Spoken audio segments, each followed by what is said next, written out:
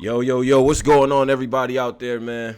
Black Compass Media, back with another one. Shout out to everybody that's out there right now listening to this on a Sunday. You know what I'm On the saying? Lord's Day. On the Lord's Day, setting your fantasy football lineups, man. I'm currently 4-4 in my league. I'm trash. But we Why are you joined brothers here. still watching football? I don't even know. Buddy. Football somehow became powerful when I said I was gonna stop watching it, and I'm like, I don't know how that happened. I don't know.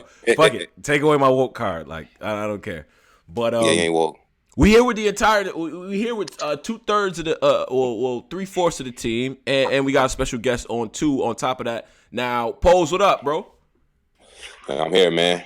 I'm disappointed in you, brothers. Y'all not at church. You know, I usually be at church during these times, man, praising the Lord. But Right. you brothers here trying to debate J. Mills and K. Sean. I guess I partake of this. Polo, what up, bro? Yo, what's good, man? Yo, listen, man. First off, them story times, Tales from the Crypt is Oh fire. yeah, I was Tales from listening the to Crypt is on the Patreon. Yeah, we got it's Yeah. Molly Brothers, man. The label let me release that. Shout out to Tony Bro. These brothers hold me back, man. Yeah. Brothers hold me back, but yeah, the album is definitely out, and it's on the Patreon. So enjoy it, man. Took a long time to put that together. Three. We had a of them whole things. bunch of difficulty. Yeah, 3 of them Yeah. things. So we'll enjoy Yeah, it. yeah. The intro. First off, the intro to them shits was fire. But yeah, man. We here, man. We here. Tone, bro. Yo, y'all killed Tone for looking Tone got high as killed, hell. yeah. I told this rookie he gotta wear sunglasses when he do that, man. I don't know what was up with Tone. And, you know, yesterday. and they killed me about the sunglasses before, and I told y'all, I was like, I don't know why, I don't know how this happened. Some Asian influence in my family, some ancestor blessed me with these slanty eye. I don't know what's going on, but we have the culprit of a lot of the memes, and somebody I respect. I have a lot of respect for. Appreciate this brother, everything that he brings to the game. You know what I'm saying? So without further ado, John Real, what up? What's up, y'all? Mr. Unelible in the building. Had a very unelible day yesterday with battle rap. Alabama won 29-0 and mixed martial arts, so I'm chilling. So shout Chilling, man. Ready to talk about this event. That's a fact. So shout out to John Real, shout out to Pretty Money, shout out to the Pretty Money podcast, and everybody that's out there doing their thing like that, and follow that movement as well. I rock with John on the if you ever want to catch off battle rap, if y'all in the MMA, anything like that, John is the guy to be talking to about his MMA stuff. You know what I'm saying? He is an SEC guy, so be warned on that. That's right, man. It's the best. And all that. Now, before we get into this recap, I pose we like to do this. We like to do a disclaimer, right? Now, I think I've crafted all the bars, but Pose, keep me honest. I usually do the disclaimers like before we even start these recaps. These are some of the best MCs in the world. We always say this disclaimer after every time we do like a big event recap because we about to be dissing a lot of niggas. Niggas about to be getting bodied. Yeah. So we just letting y'all know before y'all be trying to run down on Tone. We said y'all was the best in the world, like before we did it. So this is a fact. Yeah, So let's get into this recap. Best MCs in the world. Every time there is a peaceable assembly amongst the culture, it should be celebrated.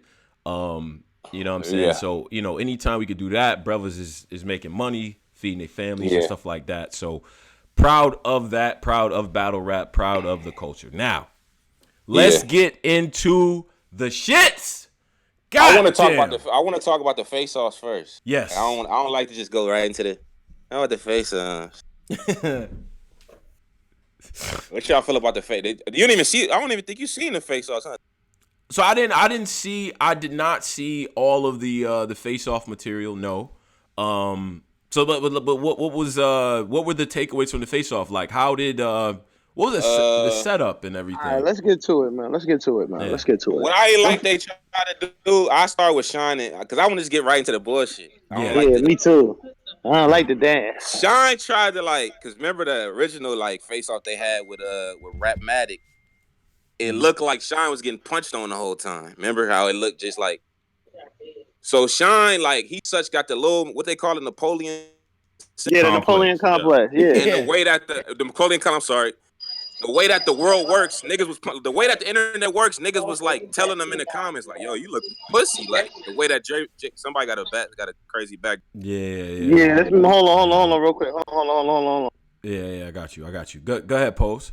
So of course Sean got what they Napoleon complex. So everybody throughout that whole last week, everybody's in his comments. Yo, you look pussy. You know how these niggas talk. Yo, you don't look like Jay Mills was barking on you. We was even saying shit like that. Yeah, we were guilty. So Sean's mind state with this second face off, I'm gonna come in there mad, pissed off. Like, the nigga was like being extra'd out. Like he was the whole time being extra. Yeah, fuck you, nigga. Being extra, I'm like, yo, this nigga Sean. So and they tried to like do some shit where they got mad at ARP. Yo, why you edited the footage like that? That's not how it went. It was weird. It was a weird face off. It started off really weird. Word? I didn't even catch it. Yeah. John, you catch that?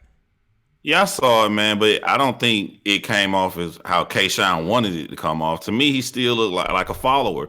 Like when I saw I knew he was gonna come with that energy. Mm-hmm. You let this man troll you. You let this man control, and you follow his lead. And when you come hard and try to prove you gangster after everybody pick on you, you still following how people want you to act. So it didn't seem like a victory to me for K-Shine. It just seemed like, you making yourself look bad to me. Yeah. Okay. That's how I looked at it too. Well, was he trying to be like extra overly aggressive and all that? I like to revisit face-offs after events, by the way, just because I like to hear how stupid niggas sounded. Stupid people look. Yeah, like you look dumb. So he just tried to turn. He turned up the aggression slider. Because he was like the narrative. Remember the narrative last week was he got barked on, so he was like very conscious of that. So he went overboard for the second face off, a little too overboard. Like you could see it. Like damn, yo, Sean, you doing a little too much, man. Mm-hmm. I don't mind something natural. If that's how you naturally act when somebody come at you, we want people to be real. But like you're doing this because of people came at you in the comments, because of people how they told you to look. So this is another L for me. If we not looking at the battles, we only looking at what happened prior to the battles. It looked like 2 L's for K-Shine to me. Okay. Now the face-offs do have a habit of stepping on the wind a little bit, and we'll get into that as we break down the battle, because I do think K-Shine came off deferential, and that's only because like, okay, I think about it as like when I was playing ball, it was cats that I had a friend of mine named Mike that ended up going D1 that I used to look up to. He was the shortest guy on the team, like me, you know what I'm saying? Like, but he was handling business out there. So if I see him 101 at the YMCA when I was a senior and he was in college, like there's a level of respect there. You know what I'm saying? So yeah, that's what I felt like it was coming off as. And they both from Sugar Hill too. So I got that. You know what I mean? I look at every single thing, man. I'm gonna give K-Shine a very minor victory though, because he was so mad. He sat down next to Rain. Shout out to Rain. Mm-hmm. And Mills sat down next to him. And they can't sit on the same side. They got to sit on the opposite side of the podium. Right. So I'm saying, I don't care what happened. Whoever get up is an L. In case Sean was like, I ain't moving. I don't care what happened. I don't care how stupid we look. I ain't moving. And, by the time the face-off started, not Jim, but Mills was on the other side of the podium. Okay. So I get that to K-Shine. Yeah. What was the other face-off takeaways? I did get a chance to watch the joint with Rain and QB and Shuni. I appreciated that. I did big time. I felt like they shed light on a lot of things, like in terms of battle rap and in terms of like the history of everything that's going down with ladies battle rap and whatnot. And I thought that set the stage for the battle pretty good too. So yeah, my takeaway from that is just Shuni. I'm listening to what Shuni is saying about QB, and she's saying she got no bars, and she just has disrespect for no reason. So that put in my head, all right, let me see if QB gonna flip something with her disrespect, or it's just gonna be blatant, just random disrespect for no reason. So that Shuni made me conscious of that. So that was something I was checking for when they battled. So all right, so let's do a little checklist here. So for the people who had the stream, you guys had the stream. How was the stream quality? How did the stream look for y'all? Yeah, how did it look? You talking about that? No, it was cool. It was KOTD stream, so it was cool. I mean, I think mine had like a couple stops, but for the most part, it was straight. Like, okay, no server crashes or nothing for me. Okay. Yeah, mine was perfect, man. I had nothing to complain about because I'm ripping and running. I had to watch on my phone, listening through it through my car Bluetooth. So that's the worst place to do it. I had no pauses, no interruption. Crystal clear on my phone. Bluetooth came across. I only watched the battle. Soon the battle went off, I recapped it and was chilling until they told me the battle started. So I didn't watch any in between.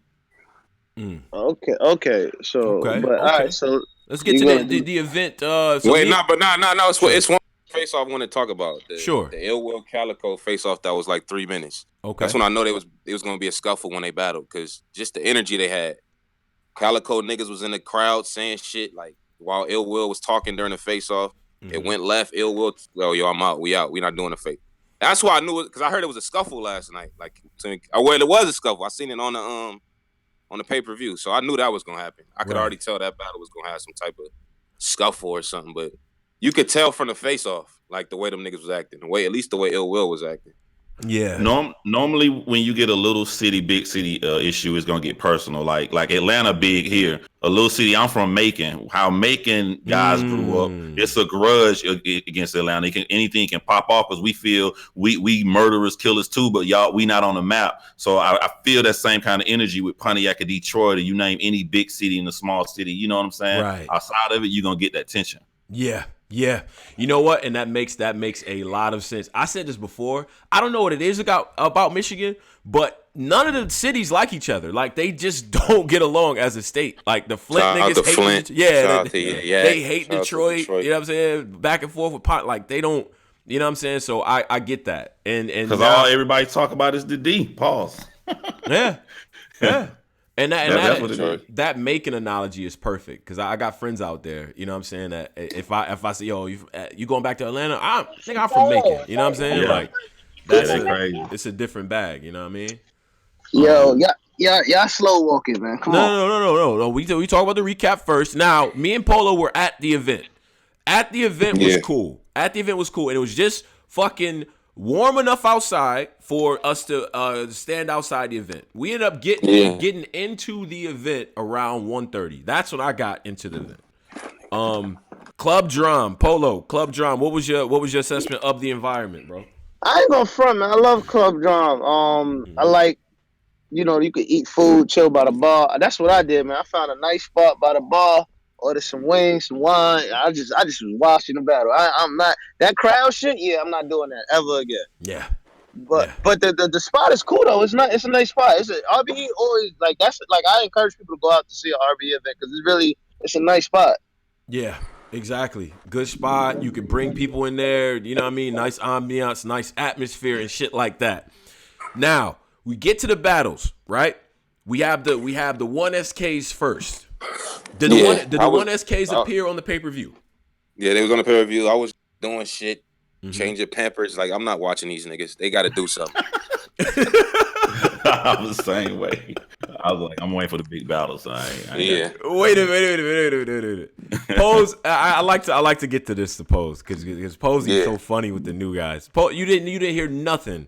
That as you was throwing that baby powder on baby girl, you ain't hear nothing that made you stop. Didn't hear nothing that made me stop. And let me finish playing Red Dead. Listen to this shit on the phone. Like, I gotta cop that. I ain't got that yet. All right. Yeah. So we did have the 1SKs. Now the thing about the 1SKs is that it's pretty much as soon as the thing let in. You know what I'm saying? Hold on. This is the thing. The 1SK. All right. Now I came in on the middle of that battle. When I came in, they was waiting apparently for one of the niggas. Like, can y'all please explain to me what was the point of this battle? Okay. All right. So I need to clear this up. I need to hear what ARP has to say about this. But the first 1SK was Zay Smooth and what's the dude named Ice Cold or something like that from Oklahoma. Now, that battle went along. It was cool. I gave it to dude from Oklahoma pretty clear, too. It's okay. Nothing crazy. Now, there was a long-ass intermission between KD and Butter from the block. I have no idea why. Now, Butter's from Philly. I met him before. Power Circle, shout out to them. I have no idea why there was so long of an intermission. Like, it was crazy. I smoked a couple of I even smoked a bogey. I don't even smoke bogeys. I smoked a bogey. Yo, hold on, y'all. Your man Tone was smoking a cigarello cigarette. Like, I was. Hold on. No. I need everybody right now just silent. This nigga was this nigga pulled this shit out like it was some fire. Like, he pulled the shit out. He was like, yo, I got this. Yo, I got this out. Yo, on everything I love. Yo, Posey, he pulled this shit out. He like, yo, Al Capone make these cigarettes that's kind of fire. I'm like, cigarettes, nigga, what you talking about? He like, yo, right. Yo, he pulled out this big ass blunt fucking size cigarette and start smoking this shit. And then the nigga had the nerve to look at me like I wanted to bust down. Nigga, yo, and that shit was strong as hell. Like, the nigga used the last nicotine on earth to make that cigarette. That shit was that was crazy. Hey yo. Everybody in the chat, shout out to 288 in the YouTube live right now. John, shout out to the YouTube. Yeah. So John, when I lit this shit up, yo, you should have seen Polo face. Oh my God, the nigga he looked at me. You know what? He looked at me like I had cancer. Like you know what I'm saying? Like, not that I was gonna get cancer from doing it. He looked at me like I already had the shit. I just want to know, was this before or after the photo? The Did that shit make you do that? Yo, this nigga pulled that shit out way after. Like the nigga. All right, so the night was over. The nigga, I forgot where I parked at. So the nigga was like, yo, I'm gonna drop you to your car. So I'm like, all right, bet. So the nigga go to drop me in my car. He pull out this big ass blunt size cigarette and had the nerve to light that shit in his car. I'm like, oh, this nigga's wild. Yo, I'm looking at this nigga. Oh, this is a wild nigga. Can you please roll the window down? That nigga looked at me like, yo, you're dead. You're already dead. That shit I was would crazy. never in my life smoke a cigarette. On top of that, yeah, I'm never in my life gonna smoke an Al Capone cigarette. Like, that's crazy. Nah, yeah, shout out to Al Capone. Listen, I go to stores, I ask if they got them, and if they got them, I pick one up for the culture, man. Shout out to Al Capone, man. Yeah, shout out to Al Capone, though, man. That shit's crazy. But anyway, the space in between in the building started to get restless. We didn't know what the fuck was going on. Music was playing, and stuff like that. How was it on the stream? What did they do? What happened on the stream while this was going on? I feel like that 1SK, what's that called? 1SKs, that took up like majority. Like, I think y'all would have had time to do the Calico. It will, because that's what I was saying in the building. I looked at my stream, like the stream is about 4 hours and 14 minutes. It's like the 1SK part is an hour and 45 minutes, like hour and 45 minutes. So it took like an hour 30. So it took y'all niggas that long to do them 1SK shits. So but can y'all explain to me who are the 1SKs and what is their relation to RBE that they had a hour and 20-minute battle? I see the second part. I have no idea. The first part is the 1SK is their farm system. Shout out to Lawrence. Lawrence, gets these guys from these smaller leagues or from different parts of the country and whatnot to come perform at RBE, and the goal is to take the best of them and give them matchups. Now, Heavy Half has been the only, to my knowledge, Heavy Half has been the only one from the 1SK system that has gone on to get a bigger battle on RBE. Correct me if I'm wrong on that, but that's what I see now. It's their farm system. Yeah. But I don't. So Heavy Half came from the okay. Yeah. Well, I ain't gonna front. That sound like it's dope. Mm-hmm. But I really wish he would have just picked that for another card or maybe an outside. I don't like that shit. Took up a lot of the battle, like a lot of the card. Yeah. Yeah, it took about an hour and a half. Yeah, it was a long. Yeah, it was a lot, and actually. Now, when we get to KD and Butter from the block, when they actually showed up, man, I gotta say, I was very fucking disappointed with KD. I was very disappointed with KD. Wow. Who is KD? Where he from? KD is from St. Louis. KD battled JC and Hitman. KD is nice. Okay. That JC battle was fire. JC Hitman already? Yeah. I think he was locked for a minute and he came out. Oh wait, he was the dude that gave Hitman 10,000? Yeah, on some like, yo, let's get this shit going. Hitman's, homeboy from around the way, the hood and shit like that. So they had a battle. Battle was actually pretty good. And then he had the KD the JC battle. And that battle is dope. So I thought he was gonna kill Butter. That shit didn't happen to me. What I saw, nah. I thought someone won it from Philly, man. Shout out to Philly. Yeah. So I ain't gonna front. That's dope though. What's his name? I'm gonna check out his other battles though. KD is the dude from St. Louis, and then Butter from the Block is from Philly. Powerhouse. Shout out to Powerhouse League and all that. So, Okay. now let's get to the act like let's the get to first the actual shits. event. So okay, all right. So first battle of the night was what again? That was Clean and Gems. Yeah, okay. Clean and Gems. Ooh, Posey, set it off. Set it off. I didn't see the first round. I didn't see Clean first round. I only saw Gems first round. Like right when I came back from what I was doing, I seen Gems first round. It seemed like the crowd wasn't really. It's like that first, the first battle seemed like the crowd was kind of not into that battle. I don't know if it was because it was not a lot of people in there. No, it was a lot of people. It just I just feel like they both was real dry the first like their first opening bars is real dry. Yeah. So I think that your first opening bars usually set the energy for the room. I don't know if a lot of battlers are aware of that. So like if you structure your shit to come out, it's gonna be long and drawn out, and that RBE setting, that shit, the crowd gonna be dead. Yeah. But that battle came off to me. I just rather how I feel about that battle. It came off real like scrimmagey. Like niggas wasn't really trying to. Yeah. Like they had like little moments where it seemed kind of like some tense shit, but it was like really scrimmagey. Like I don't really even have a winner for real, to be honest. Like because it was like, damn, I kind of feel like Jim's winning. Then I was like, damn, I kind of feel like Clean win. I don't have a like real winner on that battle for real. Okay. It ain't one that when you think about Jim's record or Clean record, you're like, yo, he beat Jim's. Like you know what them battles we talk about in terms of a nigga like stock going up. Mm-hmm. It ain't one of them like, yo, he beat Clean, so he should get them battle. Like for both of them niggas, it ain't that. Like because it was such a scrimmage to me, in my opinion. Mm-hmm. My opinion, niggas. Nigga, Posey, you get bad. John, how'd you see it? How'd you see this joint? First of all, I didn't know nothing about the battle rap community till later on that night. I was driving. I saw the battles. This is how I felt without any interference.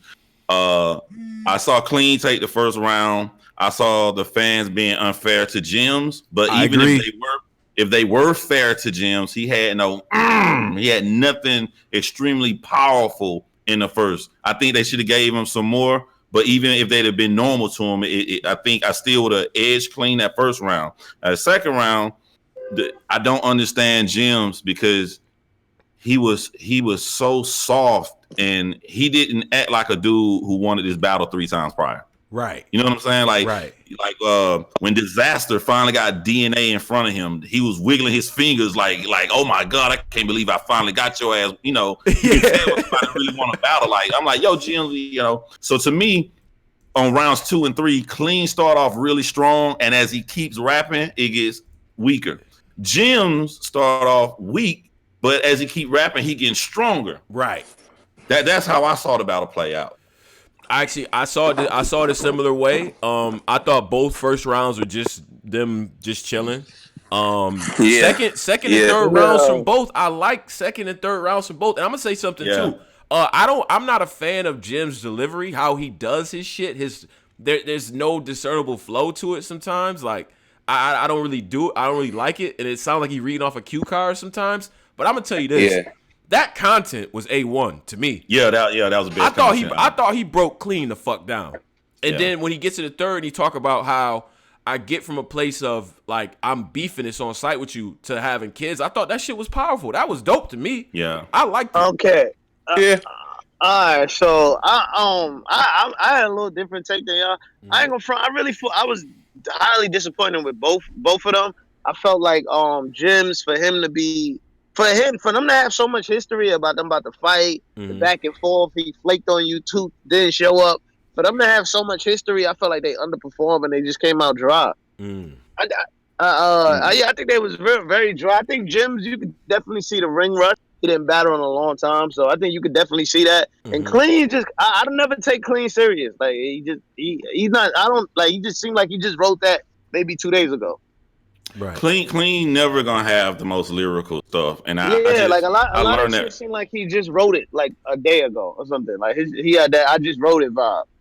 I get a different take. It's just my expectations. I don't expect him to come the deepest, but as far as performance, I thought that he did his thing. He looked to me like he was trying, but I just don't understand how much Jims wanted to battle clean for him to be so down in the first beginning of rounds. I just don't understand that. Just his whole, I don't know, persona. You know what I'm saying? Like, it seemed to me that when he said one hot bar in the middle of his round, the crowd went crazy. Once he felt the crowd go crazy, then he woke up. Mm-hmm. Right. That's how it came across to me.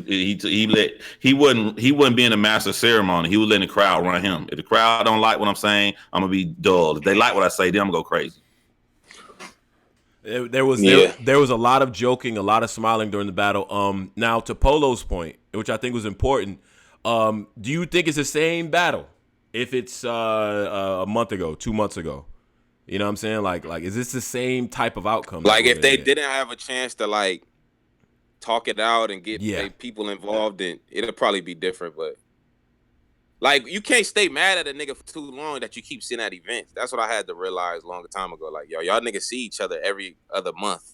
Like how I'm gonna keep staying mad at a nigga, and then like eventually it's gonna get squashed. So it's like I can't stay WWE mode for too long. Like these niggas was like they I see one of they post things. They friends. Like these niggas friends now. Yeah, they talking about doing 2-on-2s. Yeah, 2-on-2s together and shit. Yeah. Yeah. Oh, that's a great point. I didn't because I was confused because they was FaceTiming before the battle the day before. They was like smiling on FaceTime and shit. Whenever I see niggas smiling at each other on FaceTime, it's only so much disrespect they can say to each other. Bro, Jim said in the face off, no, or whatever the pre thing, he said, "Yo, man, why can't we just be friends?" I was like, "What?" In battle rap, bro.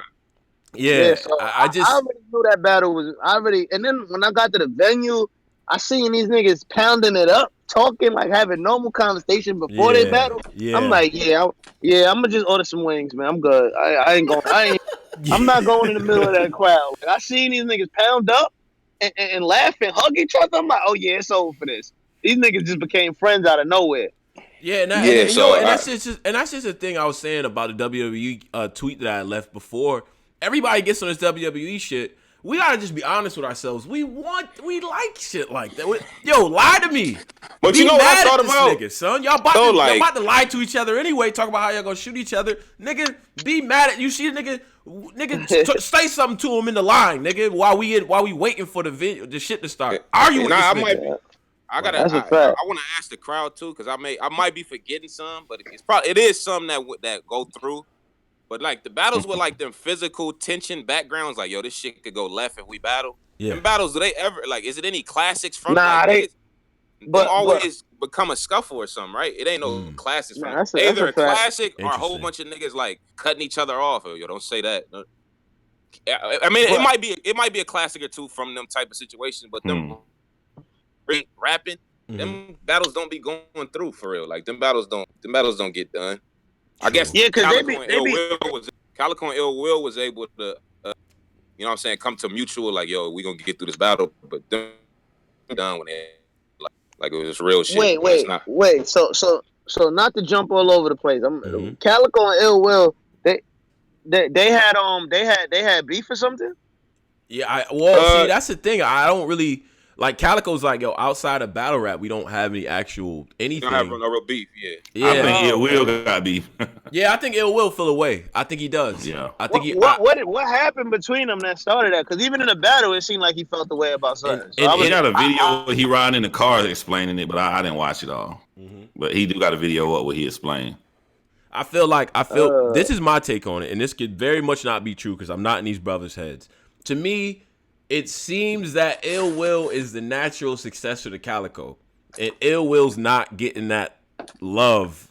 You know what I'm saying? To be like, okay, I'm that dude. You know, on some Michigan shit, and you know what I'm saying. But Calico's not really that type of under the wing type of nigga. Like he not really gonna give you that. You know what I'm saying? So I think Will wants that, and that to me is projected. And every time he speaks about Calico, is like, yo, like why niggas not respecting me as that nigga out of Detroit, out of Michigan. But you know what? Oh, my fault. Go ahead. I'll just say before we go deep into that, pause, because that was the last battle. Like, who y'all want to officially? Who y'all want to officially put? Who y'all had winning for Shuni versus QB? Because I think the girls went down. Yeah. I'm wait. Before you do that, do you have a winner for Clean and Gyms? I'm sorry. Yeah. I had Clean winning, but overall, I feel like they both lost being at the history of the battle. So I had Clean. I guess it wasn't really a crazy battle. I strongly got Clean round 1, Gyms round 2, and it just depends on your preference for round 3. Because again, Clean started strong, but by the end of his third, it was completely quiet.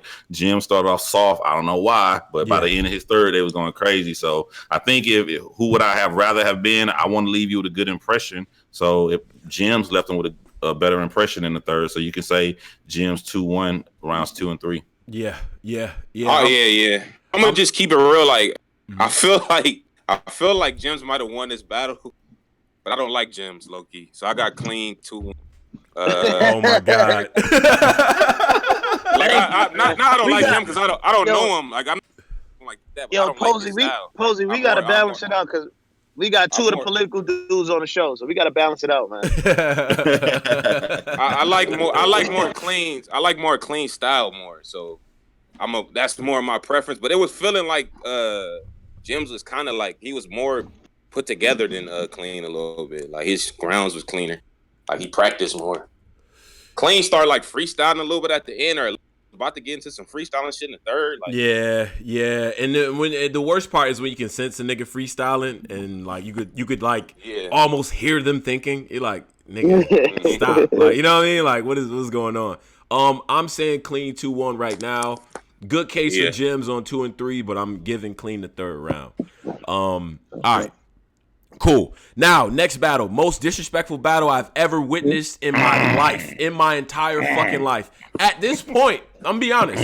I don't know. No. Some of this shit that was said in this battle, wow. What the fuck? Shuni and QB. QB is my favorite lady battle rapper, woman battle rapper all time. Now, this shit right here was crazy. Now, how did y'all call this? Because I set it up. Set it off. I feel like the first round, Shuni was cooking, tried to punch back to back. She said that in the face off, like I'm gonna punch it back to back, like I'm doing some.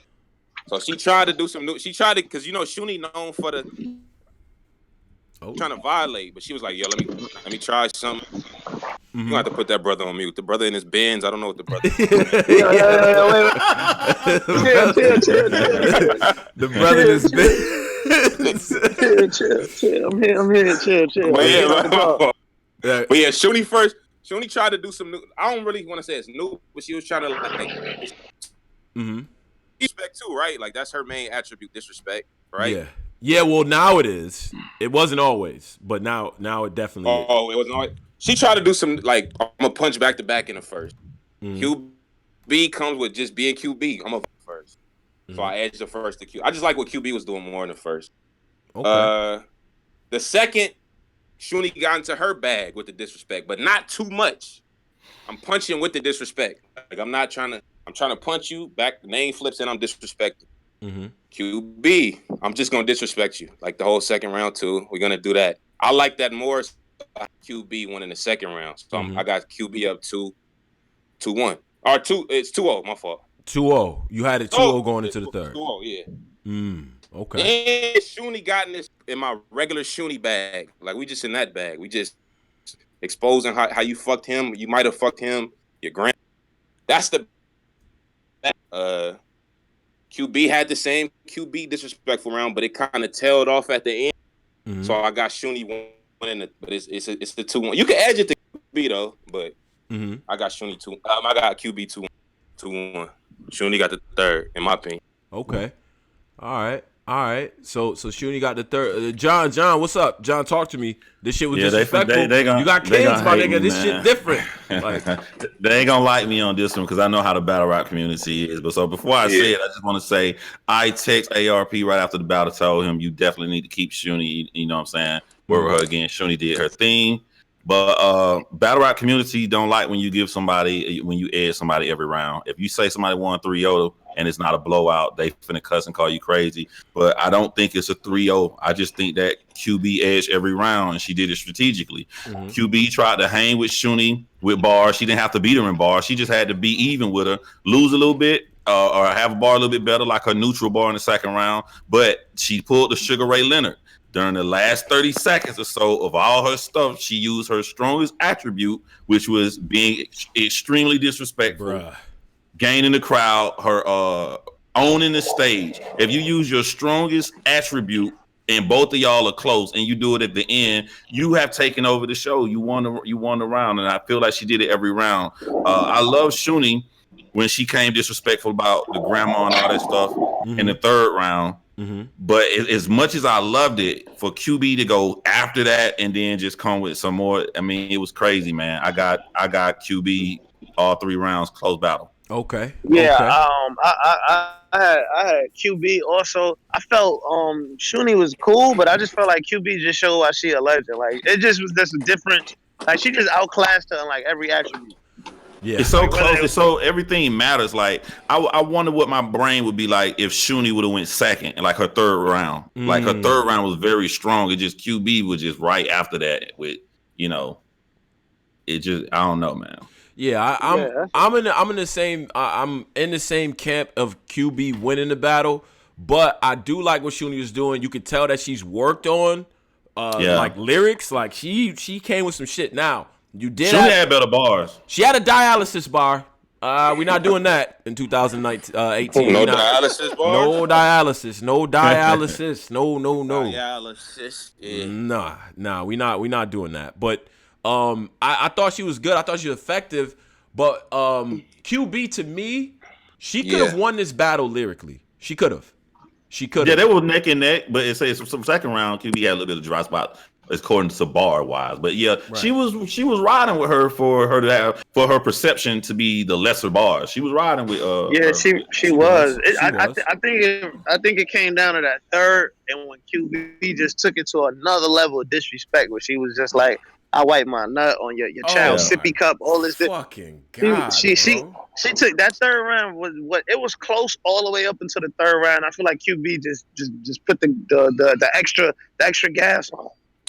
So check this out. As far as demeanor, everything matters in the battle. So if you looking serious and sad after you go and you complaining about the time because QB went over the time, Shuni looking sad. Okay, look at the end of the battle. When Shuni went over the time, what did QB do? Nah, let her rock. Let her rock. She didn't care. Like that confidence matters. Everything matters. Your outfit matters. If you're the most disrespectful female artist, come on stage with black pants, leather jacket, black shades. All of that stuff matters. You got to take I felt like she was more comfortable on that stage, man. But I felt that Shuni did a great job. Like Shuni impressed me. Yeah, I was impressed. I thought she was gonna get her ass whooped. I'm gonna be honest. What is the take on the disrespect as men with kids and so on and so forth? Wow. This shit was different level. This is the most disrespectful battle I've seen all year. So what did y'all think about that? Is that acceptable? Are we what are we doing? What are we doing? I mean, y'all see how I get down when somebody come at me, even in blog, and I don't care about no disrespect. I'm sitting there entertained. I liked it. It didn't bother me at all. Okay. I don't know. Some little like Fetty raping her kids was kind of crazy. Yeah. QB had that bar like it's ironic you sleep with a man when your daughter got one eye open. Yeah, the Fetty flip. Yeah, that shit was kind of like I was like, that hurt my soul. Like, damn. Yeah. and then the fact that Farrah and Fetty are sitting right there while QB is doing it, bad optics. Like Fetty. I hate to call Farrah out on this, man, but man, Farrah, you can't be on the biggest stage. Laughing when she coming at your girl. I'm like, Farrah, you gotta have a poker face, man. Farrah was laughing at some of the stuff that QB was saying. Right. Yeah. Right. Yeah. And then it's just like, God damn, son, like just the optics of it, right?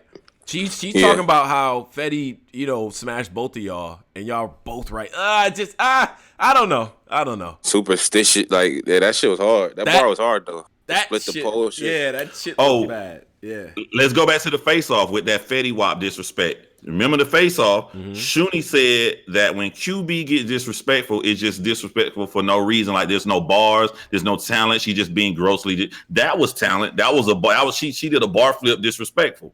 Yeah, that name flip with the bar. Yeah. Like so, it wasn't just plain. Some of the stuff was just plain disrespectful now, but some of it wasn't. Yeah. So that's a fact. And there were shouts of Fetty being the GOAT, too, and shout out to Fetty. I heard Fetty had intercourse with a lot of these ladies. Man. That's what I'm hearing. I'm hearing he heard it's about 6 women that he knocked off. The hate intercourse. Shut up, Posey. Do y'all think like this is the Super Bowl of female battle rap until Queen Ring get her stuff together? Like this is the highest platform you could be on to get the most attention. Do you think the RBE owns that now? Like I agree. The Super Bowl? I agree. Yeah. Currently, yeah. Cause they got the champ. Like to me, QB is the one you got to go beat, and she basically a RBE like battler. Like so. Who would y'all like to see QB against? Coffee Brown. You would say Coffee. You would say Coffee. I know. Shout out to Coffee. But shout out to Logahana. She ain't ready though. She got some. My people already know I'm about to plug. I'm just trying to see where she probably ain't ready for that just yet. I don't think QB is battle Beretta Blaze out of Houston. I think that'd be a dope matchup for her. Reese or RX, I think that'd be dope too. And then the last one that I would probably say is Cheddar from Cleveland. Like she's dope too. So you think any of those girls are ready for the Super Bowl? This is the highest they can get right now. Super Bowl ready right now would be Blaze. If I could choose anybody, Beretta Blaze is ready for sure. I think her and C3 had the best ladies battle this year. No bias aside, I'm riding with 40 bars because they got personal history. They don't like each other. They got into a fight at an event, and I feel that if this girl's superpowers is disrespect, it's gonna take another female who has her own superpower, and 40 bars is superpower. You're gonna need somebody that can go against that. Right. That's what I say, but I'm biased. I agree. First off, y'all just be disrespecting Jazz like she ain't want to. Matter of fact, Tony, bro. First off, man, you brother. Wasn't this brother just did Jazz like 2 shows, brother? Hold on, man. You brothers. I don't think Jazz gonna battle on RBE. You brothers starting shows at 7 a.m. What's going on? Yo. Sleep on my This brother. Yo, just came from the club, brother. We don't feel bad for you. You ain't even washed the stamp off your hand when you entered the club, my nigga. You ain't even do none of that. Brother was at Complex Con. I know you brothers. I was at Complex Con yesterday, but I ended up at Crazy Girls. That's why my phone is off. I'm talking on my laptop. I know what's going on out here. Just trust me. They got a whole different show set up. Like, come on, my nigga. Like, why y'all be disrespecting Jazz like she just not one of them girls no more? Though? She not. I just don't think Jazz would battle on RBE. Like if this would have been URL, I would have added Jazz, especially with RBE being their biggest competitor. So she would never battle QB, and then she already battled QB. That's true. She did battle QB, and that battle was fucking weird. Like a lot of early Jazz battles, like a QB don't even look the same. If you watch that battle, that don't even look like QB. I don't know what the fuck was going on. There was no shade. She had a beanie. Jazz beat the dog shit out of her. She did not beat the dog shit out of her. QB choked inexplicably. She never fucking chokes. It was back when Jazz would battle women, and they would just choke every time and kind of like bail her out the shits. You feel me? I thought QB was wild. You talking about? What was that card called? The one that I think was B Magic and Chilla was on that card. Yeah. Yo, somebody dig that card up and shit. That card was fire, actually. That was a good card.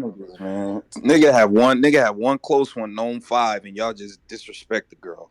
Nah, man, listen, man. I listen to Jazz versus Shuffle T. No. I'm not rocking. I had her losing the heart too. Leave an imprint on like I'm Miles Davis. Like it got bad. It did get bad for Jazz in that fucking like what? E Hart was talking to her. Niggas had Jazz winning them days. That was back when the Queen's Flip was fucking battles up days. Remember the days? when he just kept reacting like he didn't even know what the bars meant. That was them days. But yeah, I thought E Hard beat Jazz, but I don't think that's a consensus though. I had E Hard beating Jazz too. Yeah, I had Jazz winning 2-1 the first time. Then I went back and watched it. And I saw like really pay attention. That second round was a lot of gassing for Jazz. Round 2. Mm-hmm. But see, this is the thing though. Some people gonna have that home court advantage because the fans was loving Jazz. Just like I feel that Clean had home court advantage. Like Clean could say some of the most basic shit, and they was going crazy against Jim. That nigga accent is accent. You gotta understand, his accent is a street code, cheat code, my nigga. Yeah. Like the nigga, shut up, bitch. Like the way the nigga say certain shit. Yo, hold on, son. This nigga just said cute. Clean got the home court advantage, and that's Jim's home too. No, that's I'm not talking about physical home. I'm just saying who the crowd rocking with as a person. I know what you mean. It's just Clean got that voice. That voice that's his voice is like he got like a real good delivery. Like it's like Kendrick Lamar. Like I'm not comparing him, but I'm just saying like Kendrick Lamar rap voice is fire. Like he got one of them unique rap voices. Yeah. It's just like you believe everything the nigga about to like. Yeah. Because even when he talked, like he was talking to the bartender. This shit was mad funny. Like he a comedian, like for real. Yeah. But I definitely think Coffee would be a nice bet. I'm not trying to be on my Tone Bro and shit. I definitely think Coffee Locahanas would be a nice opponent, a nice flexible opponent for QB. I want to see it eventually, but like I don't think she's ready though. Might be. She's not ready, my nigga. But okay, so all right, so that's cool. That battle was crazy. Let's get to the meat and potatoes. All right, man. This what I'm ready for. Hold on, man. Let's stretch for this one. Let me stretch. Yeah, let's do this one. And by the way, the people that's dropping super chats, I will get to those very. We're gonna get to y'all. We're gonna get to you, brothers. All right. J Mills versus K Shine, man. Let's get to that battle. K Shine, was it cold at the event? Was it cold? Hell yeah. It was cold outside. Nigga, it wasn't cold in there. At one point, it was hot as fuck in there. I don't know. You can tell by sad bro pictures it was cold outside. Yeah. I had on layers, nigga. My nose was running in that picture. Y'all don't even see it. Yo, this sad bro shit is hilarious. Let me say why I'm asking. Like, why I'm asking, was it cold? Because I knew what J Mills wanted, because he had on that big black jacket. I knew what he was trying to do. He was trying to do the reaction where you take the jacket off and he wanted to do one of them. Hey, I want to say something before we start, man. I just think that Tony, is wrong for you to have me on this show. What? Wrong for me? I literally started sad, bro. I mean, as soon as you put that picture up, I put a picture up of Keanu Reeves on a bench. I said, "This remind me of Keanu Reeves." I started putting up how they did him, and then I did the first 3 and threw them in there. And everybody started going, man. So my bad, bro. You are the creator. You've done this, but yo. Got a question before we get back on J Mill. Who took that picture of you and why did they post it? Oh no, shout out to King. King came through, and shout out to Drew too from the society. Both came through. Drew supplied some of that great gas. I don't know I don't know where you got that shit, but that's why niggas looking it looked like that. It was great. Yeah, okay. Hold on, yo, post it. They all took a smoke break. His eyes were super normal. Yo, he came back in. But niggas though. All of them look like they just finished smoking with Snoop Dogg. Like they all just walked back. Yo, that shit was crazy. I'm telling these brothers. I'm like brothers. Y'all gotta invest in a vape, man. Y'all looking crazy right now. Like just get a vape. But why niggas want when somebody take a picture of me, yo, check with me, my nigga. Let me see it.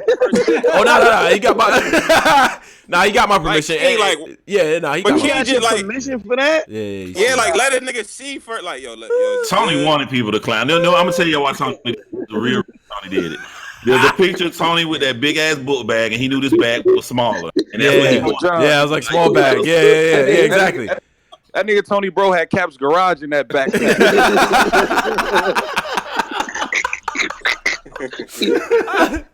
I got niggas deposits in that bag, yo. Fuck y'all talking about?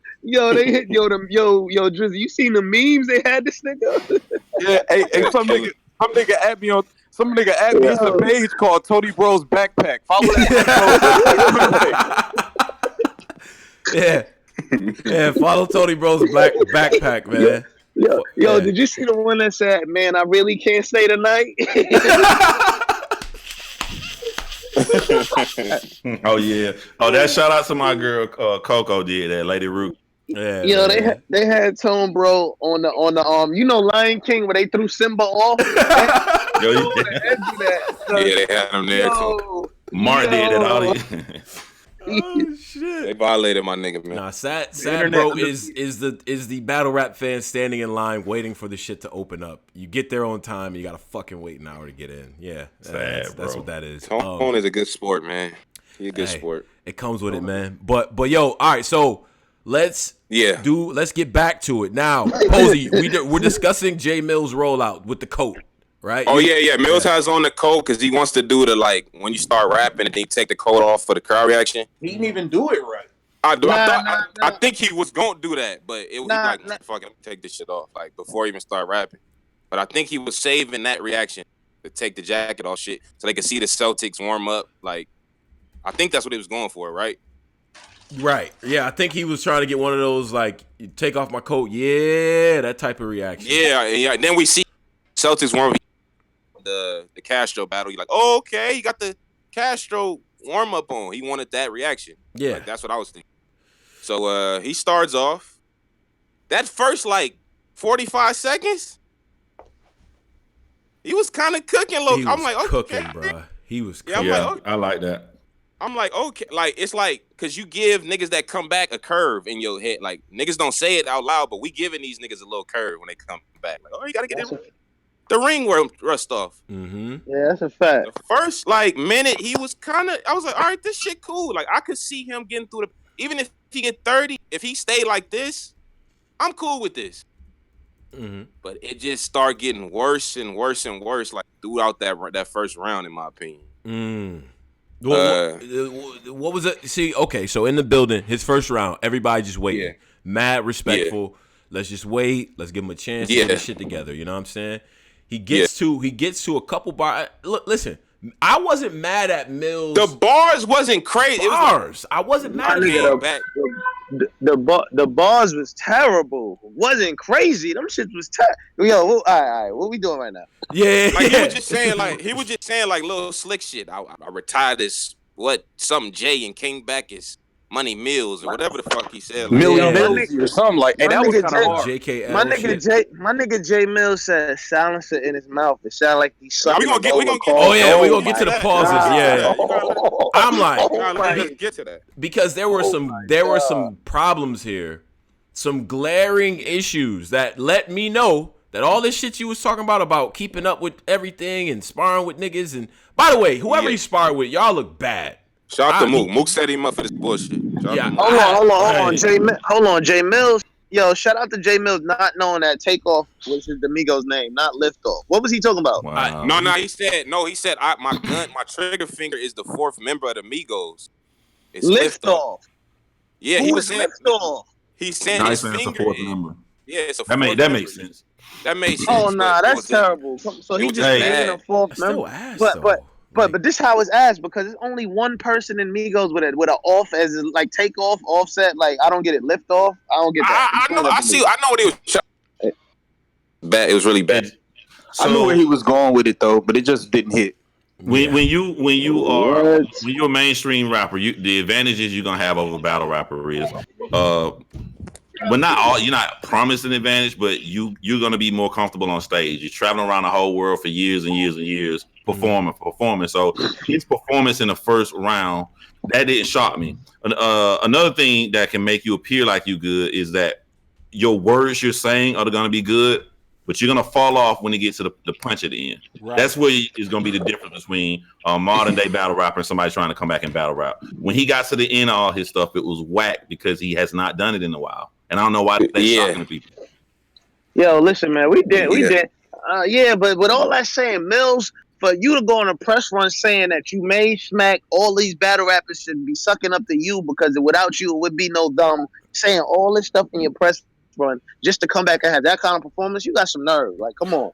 That's crazy. And I thought about that too. I know why these people have so much confidence when they think they can come back and battle rap. You got to look at it too. To these battle rappers, we hear their skills every day. We know how great they are. To these industry dudes coming in, they are just little battle rappers. They just little nobodies to them. They don't even look at all their battles to know how good they are like we do.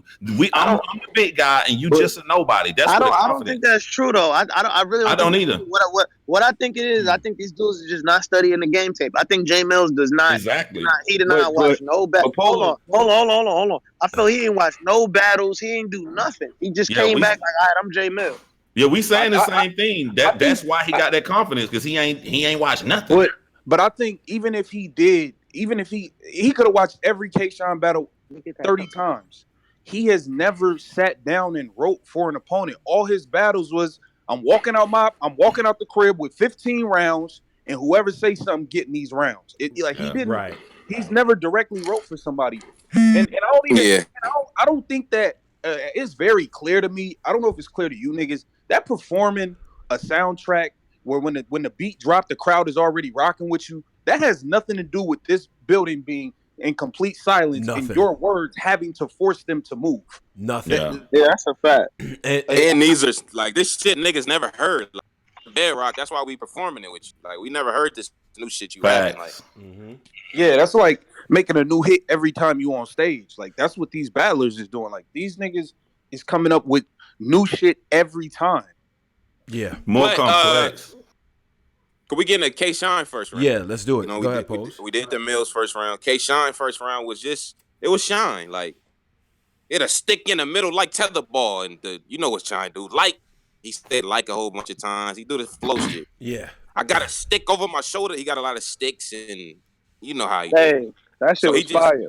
He just ran through the round. He had the Big in My Trouble or What flip was dope. You know what I'm saying? Yeah, who said who was playing Biggie in the shit? I have no idea if they set that up beforehand on some luck shit, and that was what I was actually kind of concerned about, to be honest. Because I thought the culture said that was bias if the league is helping out something like that. Okay, now on camera, I don't know, like John. I know John, you was watching on Cozy. I was watching on Cam on the live shit, but I didn't hear the other dude. Like I don't know if y'all heard. I didn't really hear the other dude like that said that helped out with the line. Oh no, you hear it very clearly. I heard it. Yeah. I don't know. I didn't hear it for some reason. It didn't sound like a dude to me. It sounded like a recording. Yeah, it sounded like a recording. Yeah, I thought it was a recording.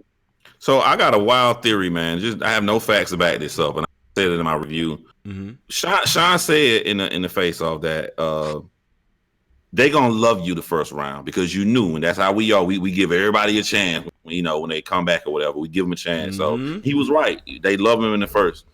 So I'm thinking since Sean knew that, he spit his third round first. He rapped like 8 different styles, different ways in the first round, going crazy with it. Then who does a prop in the first round? You do that in the third round. I think he came with it to make sure I'm going to take this first round away from you. Your best round. He knew after the round one, he know these guys can't keep up for 3 straight rounds. He know that. These dudes if these dudes coming in don't win the first round, they have no shot, bro. They have no shot. Except for King Los. King Los. Yeah. And so all right, so I think the issue was, and that was a very dare I say regular round from K-Shine, but the level of performance, I think that's the part that is just when you sitting there and you at the venue, what you're doing is compare and contrast. And the levels could not be more obvious between those first rounds in terms of performance, not even just bars, in terms of performance. So now we have something to compare you to after the first round. And that's why it starts to go downhill for Mills. And he's like, damn, how was this shit I was doing in the first working as opposed to now? And it's like, yo, bro, we seen old boy go and he's giving us a show, bro. It don't matter. Check out the mental aspect, bro. He sucked the life out of Mills. Paul, think about it. Oh Mills, my gosh! Said Paul. Mills came and his thing was, "I'm going to outperform you." When he saw K-Shine outperform his best thing, the first thing he said at the beginning of round 2 was, "I ain't gonna even do all the performance because it's all about the word." Right. Yeah. Sean did that to him, man. Mills did a lot of shit that shot him in the foot, and those little faces. We paid to those faces, a little side chatter that was hot, and how dare you? Yeah. Oh, Battle Rap 101. That after the round, unless you know you won the fucking first round, don't be like 1-0 me and him. 1-0 me and him, or like what? Like we're like no him, nigga. Like don't ask us. Like we know the score, man. You know we know the score. We telling you. Yeah, like nigga. Like nigga, it was the matter. It was 1-0. It was 1-0 after Sean's first 4 bars. It was 1-0. Like that shit. And then the that Uber second Eats, round, the Uber Eats shit was like that was better than everything the nigga said. Like the that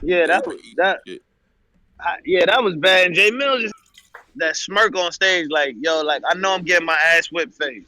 Yeah, like the ass face, right? Polo, that shit in the building. That the I eat ass face these niggas be making when they lose it. Oh, it's priceless. Oh, I love it. I kind of disagree, man. I think I don't know the word I'm looking for, but he oblivious to how bad K-Shine beat him because he's so stuck in his ways. I think he really thought he was winning.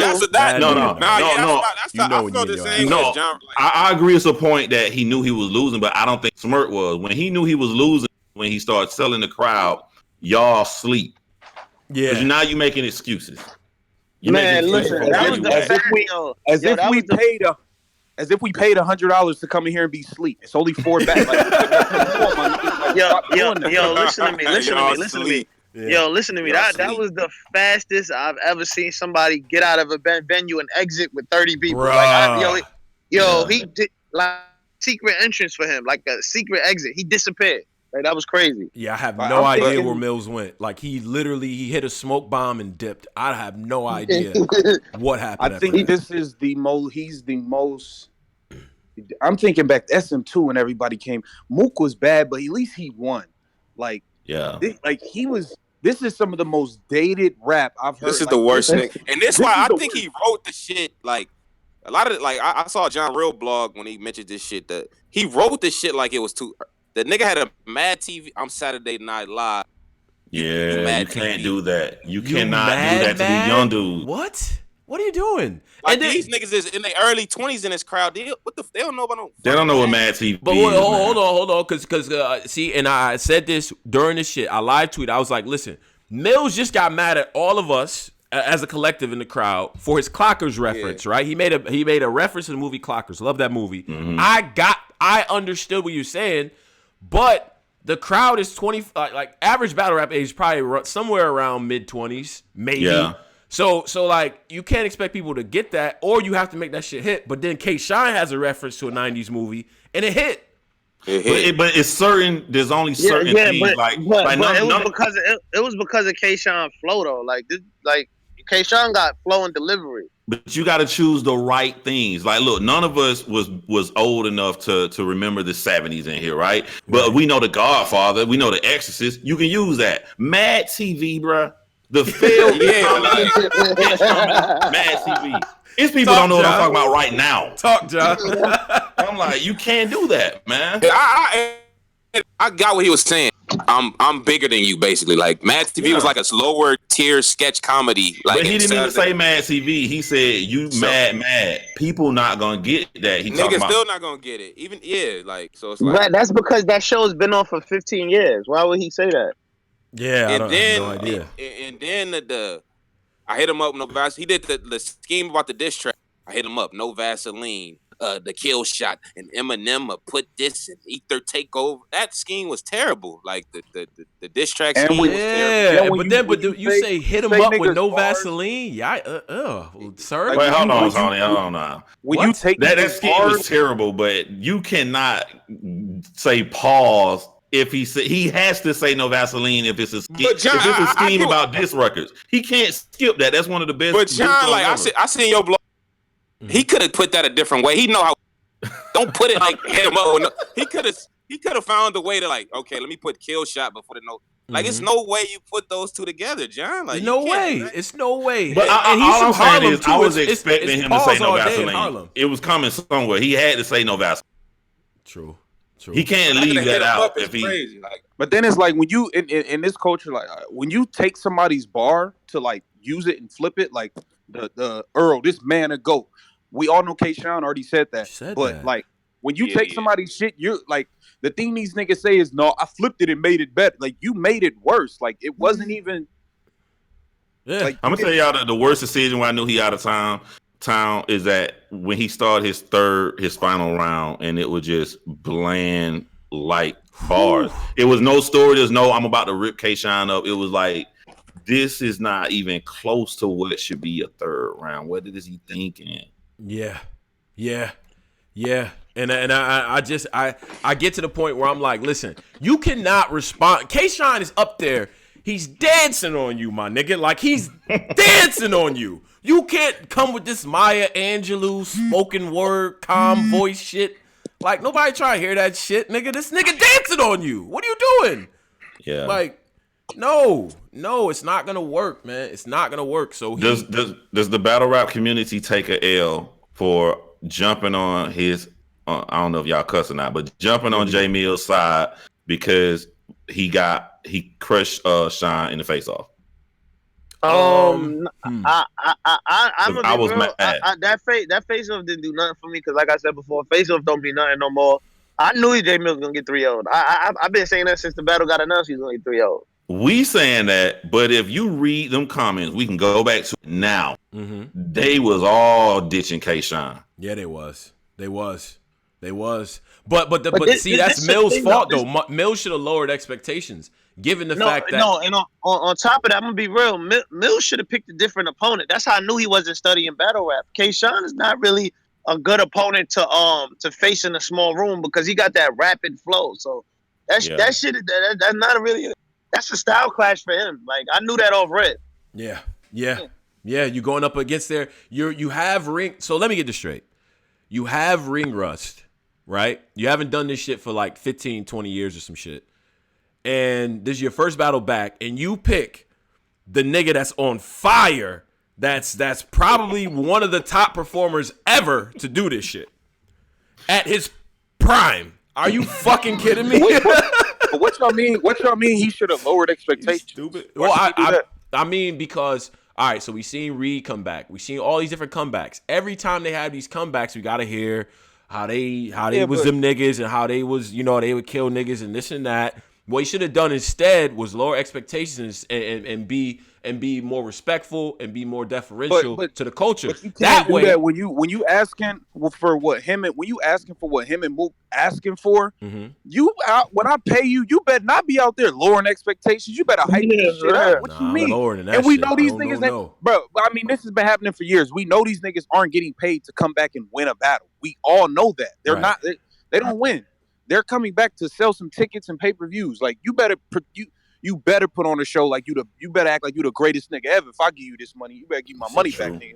Nah, man. Yeah, I think you should went the other way with it. But to be honest, I think Mills ruined it for any other legend that's left to come back. I don't think y'all should ask for a crazy bagging them on. Yo, because he highway robbery ARP. Like whatever he got was tax free, and he definitely got over ARP for that. So wow. I think he ruined it for anybody coming back. Do y'all agree with Polo on that? Did J Mills' performance ruin any chances for any returning legend? I mean, I'm gonna be honest. I didn't even want to see J Mills come back. I don't want to see none of them niggas come back. I wanted to see Mook and Lux. That's it. I don't care about I went to see Reed, Mook, Lux. J Mills coming back. I don't care. Cassidy coming back to battle rap. I don't care. Mm-hmm. I don't. These niggas ain't good anyway. The best rappers are the niggas we watching every day and talk about every day. Facts. They already here. But I ain't gonna lie. I ain't gonna fly. I think Cassidy coming back is a little different because Cassidy has such a huge name. Like I don't feel J Mills' name was huge, but it wasn't that crazy back in the day. Like Cassidy and Lloyd Banks was at one point the two biggest punchline rappers in the game. Mm-hmm. So I think Cassidy a little bit different. I think people always gonna want to see Cassidy just off the strength that it's Cassidy. But J Mills, nah, I didn't really care for J Mills back then. I don't care for him now. Yeah. No, I think that Cassidy owes the battle rap community a L. He can't come in here and brag about being disaster. He got to come back in here and catch his L. Yeah, he whipped disaster. On the strength of just famous people trying to come and battle like I don't understand why people going crazy like they're shocked. Like what happened to Jay Mills is what's supposed to have happened to every single big person that came back. Facts. They're supposed to get 3-0. Yeah. This is That's a fact, John. This is supposed to be it. Yeah. And that's why none of us who follow this are surprised by what happened. We was more upset that Hollow didn't do this to Joe Budden. We more upset when niggas that's supposed to do this don't do this. Yeah, because I had Joe Budden winning, beating Hollow. God, that battle's awful. If all Joe Budden had to do was be more aggressive, and it was like it would have been bad. He would have bodied him. Yeah. But yeah, exactly. I mean, I ain't gonna fly. Cassidy had one of my favorite returns though. Like that parking lot moment was fire. When he was eyes were fucking out his head. That shit was fire. Right. Yeah. Right. But so okay. All right. So now we get to the point where let's do the takeaways from this shit, right? I feel like I got a lot more respect for what Mook did. I have a lot of respect for what Loesch did. You know what I'm saying? And I look, these returns are difficult, my nigga. It is. But I want to get to our first question here from, one of the guys that donate support and supporting the platform and all that. Shout out to Freestyle Media. He says, who was your champion tonight?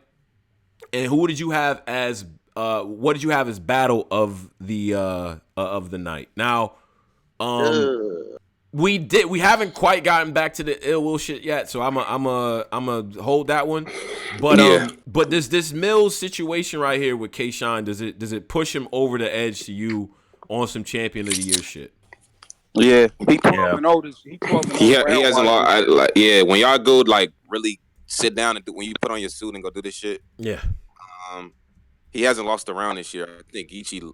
That's gonna be the case. I still got Geechee personally, but that's gonna be a little case y'all can make. Like, he ain't y'all lost a round this year. Man, he just 3-0'd a legend, like not like a Murder Mook quality legend, and he just 3-0.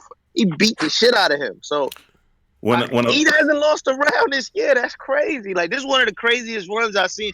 Who's had? All right, hold on. Let's pause from this. Mm-hmm. Who's had the best runs in battle rap so far? Like in the history of battle rap. Best Charlie runs? Clips, my nigga. We know it's Clips. Clip shit was out of control. Clip shit was out of control. Now on some like year, but to encapsulate it in a year like this, YK, Ness, Av, and Jay Mills is fucking powerful. And YK and Ness is in their own hometown. Their own hometowns. Yeah. Kayshawn been beating niggas in their playground. That's a fact. Yeah, but not only that, but when you get the to me the purpose of you being a battle rapper that the league owner comes. He's like league hopping and bodying niggas, son. Like, he's going to URL. Let me get Av out of here. He going to RBE. Let me get Jay Mills out of here. Let me get Young Cannon out of here. He's going to niggas' territory, cleaning them up. It's like a UFC fighter getting called to fight Brock Lesnar. Brock Lesnar is not a champ or anything. You want that name, that big. It's gonna be a big event. It's gonna be big in your resume when you get. So Geechee don't have that Brock Lesnar on his resume. Mm-hmm. Kayshawn got everything Geechee got, but now he got that big Brock Lesnar like thing to go with it. So I don't see how this is gonna be hard to vote unless something crazy happens. I do when you, but this one. My thing is when y'all telling me y'all platform called champion. That's what I was getting at. Yeah, y'all gave a nigga champion of the night 3 times. How the fuck I ain't the champion of the year? Because they didn't do champion on the shit that I won. Well, like they didn't do champion of the night on the shit I won. I mean, it's not like he got now. If he got a chance to battle against, if he was on the same card as Gotti, and champion of the year was handed out to Gotti twice over Kayshawn, and then okay, you have an argument. They were on the same card, but YK Av. Well, YK Ness, did we get champion of the night for, or he stopped doing it, type shit for the last, the shit with Av. Doing it. That's just see what happens. You see what fucking happens. I'm sorry. You see what happens when niggas try to do something for the culture to make the shit right, and all you fucking niggas start complaining and shit. It makes niggas not want to do shit. It makes you not want to fucking do shit. It makes you not want to go and invest your time and do shit for this shit. You see what I'm saying? So now you niggas have taken that shit away, and this nigga did this shit. He ain't have to do that. You understand? So now that's corny. Now now y'all fucking me up. I'm gonna be honest. I'm gonna be honest, Tony, bro. If let's say before the year tops out, Geechee has another good battle. Like, I don't know. With 3, I'm just being honest. With 2-3 champions of the year, he's won more than anybody this year. Mm-hmm.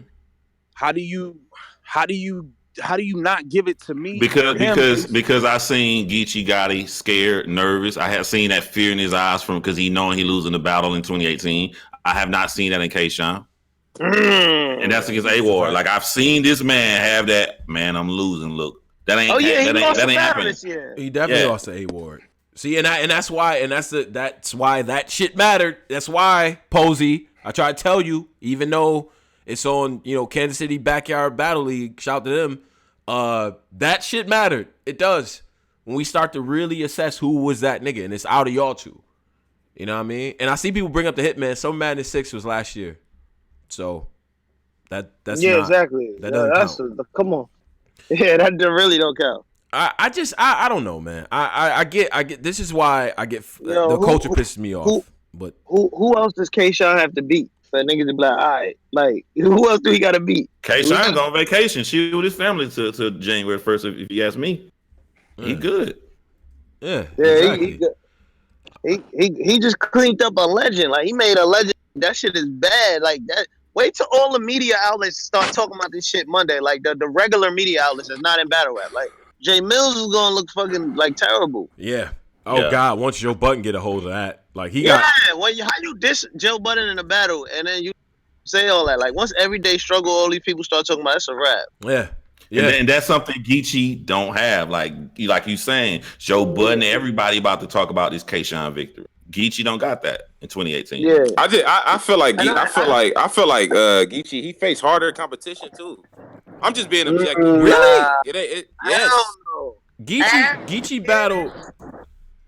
Who? Having Young Cannon to me is like having Young Cannon. Those two people that K-Sean beat this year, those are like two of the top people in the game right now. So now all of a sudden to wait a second, Polo. Yeah, I've never heard like Polo. You're not about to. Yeah, I'm not about to let him punch. Now all of a sudden, YK. But I be the only nigga up here fighting for YK all the time. Nah, me too. I do the whole he hasn't lost in 3 years type shit. Yeah, but now all of a sudden he's a top guy in the game. So now all of a sudden he's not a top guy in the game. But you can't say that. He's like, but you can't say they mad at you. They mad at you, nigga. So y'all can identify that he's top, but when I say that, it's a problem. Because I've never said that. Anytime I say anything about why, man, that nigga's nobody, man. That nigga's ass. Blah, blah, blah. Now all of a sudden, when it come to arguing for K-Sean, he's one of them niggas. I love Polo, man. Yeah. Caught, nigga. Now let's go through Geechee's.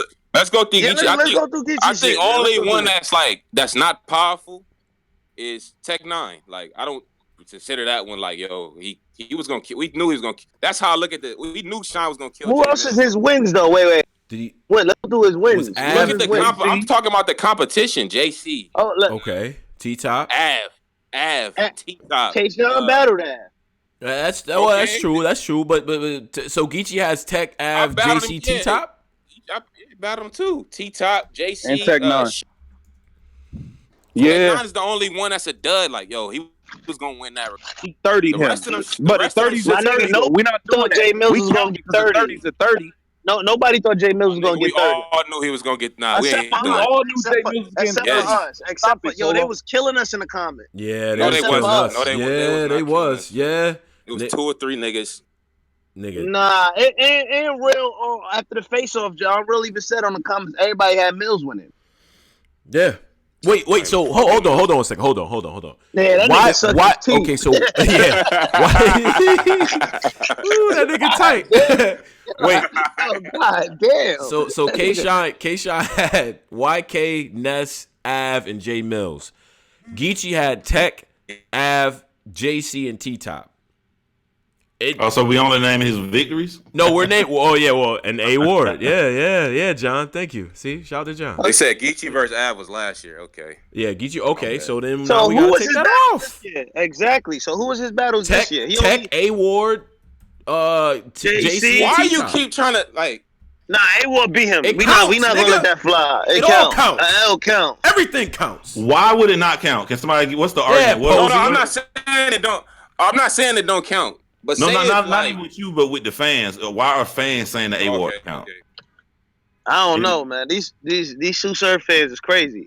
But I left one out. Gotti battled Suge too. So we got Tech, A-Ward, JC, T-Top, and Suge. Okay, so let's go through that. Which ones he clearly no. Tech? Which one did he clearly win? Y'all saying he clearly won all I the think he battles? beat everyone except for A Ward. Yeah. Yeah. Damn, that's kind of crazy. Yeah. So you got wins over Tech, JC, T Top, and Suge. Y'all got him being wait. Y'all got Wait. Hold y'all got on. him I being think I had T-Top? JC. I think I had JC winning 2-1. Yeah, and then JC was a debatable. Yeah. I thought I like that grown I think man shit. T-Top JC was debatable too. I think I'm just going off of what consensus, what niggas is, what the consensus is saying that. I feel you. Yeah, there are more people saying that. Is niggas saying that the Suge one was clear cut? Are they saying that the Suge one? I think people are saying Suge was clear. I think Suge was clear, and JC. They're saying all his wins are the. I feel he lost to JC, but I can't go by how I feel. I go by the majority of the public. Majority of the public are saying that he beat JC 2-1. Yeah. So what are they saying about T-Top? Because I know when that came out, They saying 2-1 against all of them except for 3-0 with Tech 9, and I think he lost to A Ward 3-0. He A Ward won all 3 rounds. Yeah. Yeah, A-Ward killed him. Yo, how you get champion of the year if you get smoked? 3-0? Yeah, like you can't get smoked 3-0. Like niggas smoke. Yeah. A-Ward killed him. Like that was a bad one. But then does that outweigh? Because I mean, okay, so if it was just Tech, JC, T Top, and Suge, you could make a case that that's actually a more difficult schedule than. Well, see, I can't even do that. Like, you 30 YK. Niggas do not just 30 YK. Like, I'm sorry. It doesn't happen. Yeah. It does not happen. Hometown. In Chicago. In Chicago? That's crazy. No. I give it. Then he win a fight after that. Yeah, well, he punched a nigga in the face and then 30 them. Like, come on. Yeah, like, he beat a nigga up. Wait. I get fought somebody too? Yeah, he punched his homeboy before the battle. Some type of altercation. But I get y'all, but it ain't gonna be like if we gonna give it to Sean, y'all might as well not even buy them cheap ass suits and go up there. Niggas might as well just give it to him. Like, niggas gotta be. I feel like yo, first off. Hey, first off, the only person getting invited to this is Tone Bro. That's true. So Tone, yeah, represent well, Tone. But I just feel like if we why do it if we niggas know it? I feel like Geechee it's ways to though. Geechee, it ain't that clear cut. Oh no, it's gonna be debated, man. You know how these niggas get, man. Last year, look at the comments right now. Last year, I almost fucking cried when they didn't put Briz on the list. I'm like, what? So, man, wait, hold on a second. I mean, you can look at the comment section right now and see it's gonna be not like an easy win for K-Shine because these dudes on the day they riding for Geechee right now. That's a fact. They are, and you know what? And I get it. I think there is an effort. I'm gonna say it, and I know I'm gonna get punched on. There's an effort to spread this thing around to the other coast. You know what I'm saying? Like, you know what I'm saying? If it's close, like, nah, it's just fuck it. It makes for a better battle rap story for it to go to the West. It does. But you know, like if Sean do win this, you know what I want you brothers to do, especially for love. I don't know about that, Tom. Cause look, what we not gonna do. Ness was never powerful to niggas. Ever. Him and YK was never powerful. Yo, I got Ness on my resume. Now we powerful. Let's keep that YK energy, is powerful. Let's keep that. Polo got to knock it off. I ain't gonna hold you. Let's keep that energy for next year. Things change, man. Things change. I left the battle rock community. What's his name? Rum Nitty wasn't nobody. John, let me tell you something, John. When you was gone, Ness was never powerful, John. You was gone.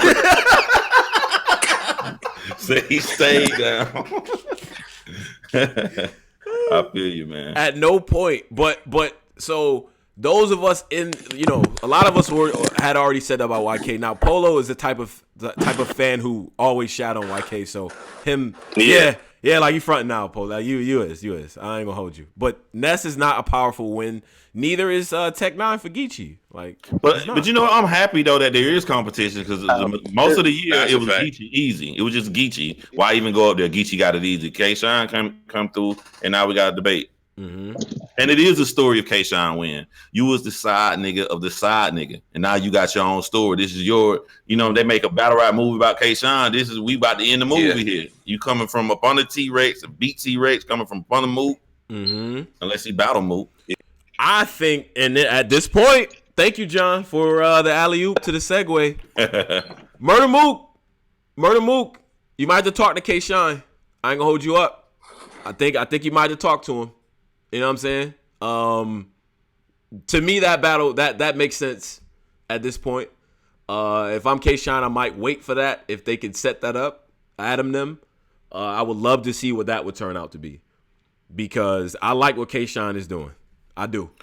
Would you rather see if URL did just a card, like the end of the year card, so it still counts 2018? Would you rather see K-Shine versus Geechee or K-Shine versus Mook? K-Shine versus Geechee. Yeah. Because it's a year in, it's a championship match. You can market it as, you could have an event with just that battle on it. Like just, and charge niggas $5, $10. I'm paying for that. It's a championship battle. Facts. So yes, I'm with that all day. It is the upcoming Summer Madness 8, the last event for URL this year? I think so. Yes, I think that is their last big event. Let me put that in quotes. So ain't no way anybody can squeeze in Geechee versus Shine. I don't think there is. That's probably gonna be next year.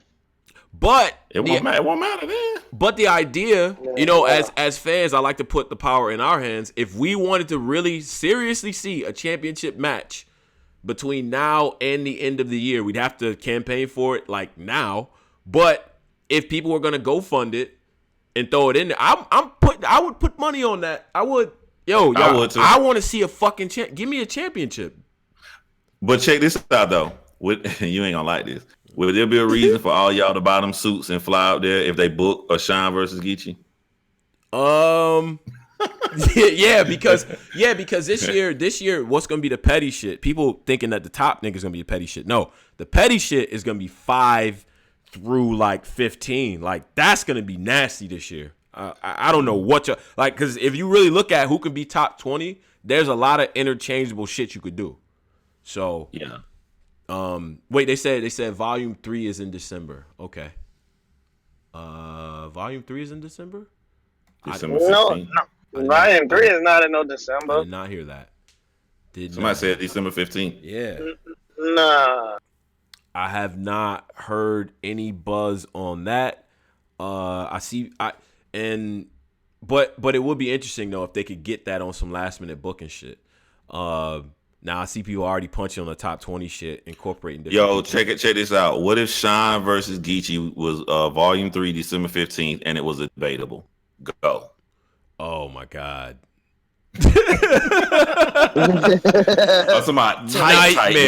Nightmare scenario. Fucking scenario where you could end up having a co-champion thing, especially if it's debatable and a classic. Like, you just give both of the niggas the shit, man. Like, for real, to be honest with you. Man, O'Ray really skated away with a free 10,000 and do nothing this year. He bodied Cortez. Wow. Whoa. He 3-0'd him nasty. That's as close you can get for losing 3-0 and not get bodied. Let me put that properly. Because Cortez was saying shit, but that nigga lost 3-0. Like, and then what happened after that? Nothing. Shit. I feel like whatever the O-Red went back to Jersey security. I don't know what O-Red does in his off time, but the nigga just disappeared. So yeah.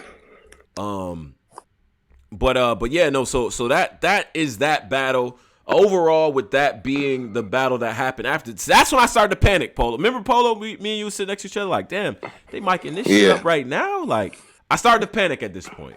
I was about to try to get my 40 back, low key. Like, I was trying to see, checking emails and see like what's the proper protocol to get your.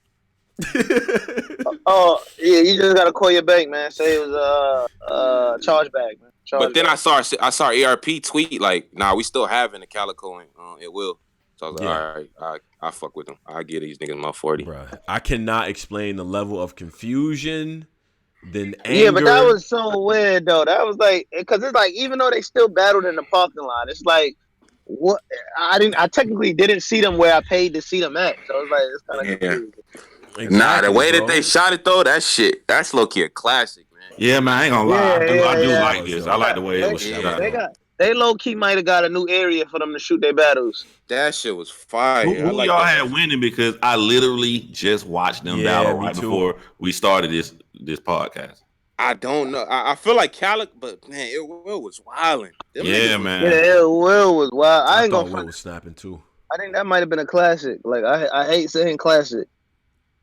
I I gotta watch it love that again for battle, that. man. You That battle think was fire. you think it's the setting that made it like that, Nah, or is nah. it Nah, really? I think that energy, that little city, big city beef thing, Yeah, Mm-hmm. the energy too. Yeah, and then when fucking, it was so dope when Ill Will said the shit about yo us Pontiac niggas used to take y'all buffs like they glasses. Oh Yeah, yeah, yeah. No, yeah, it's like, nope, that's not facts, nigga. Nope. That yeah, nigga Calico was not having that shit. That's how you know it's some real regional yeah. shit like going on. You know what I mean?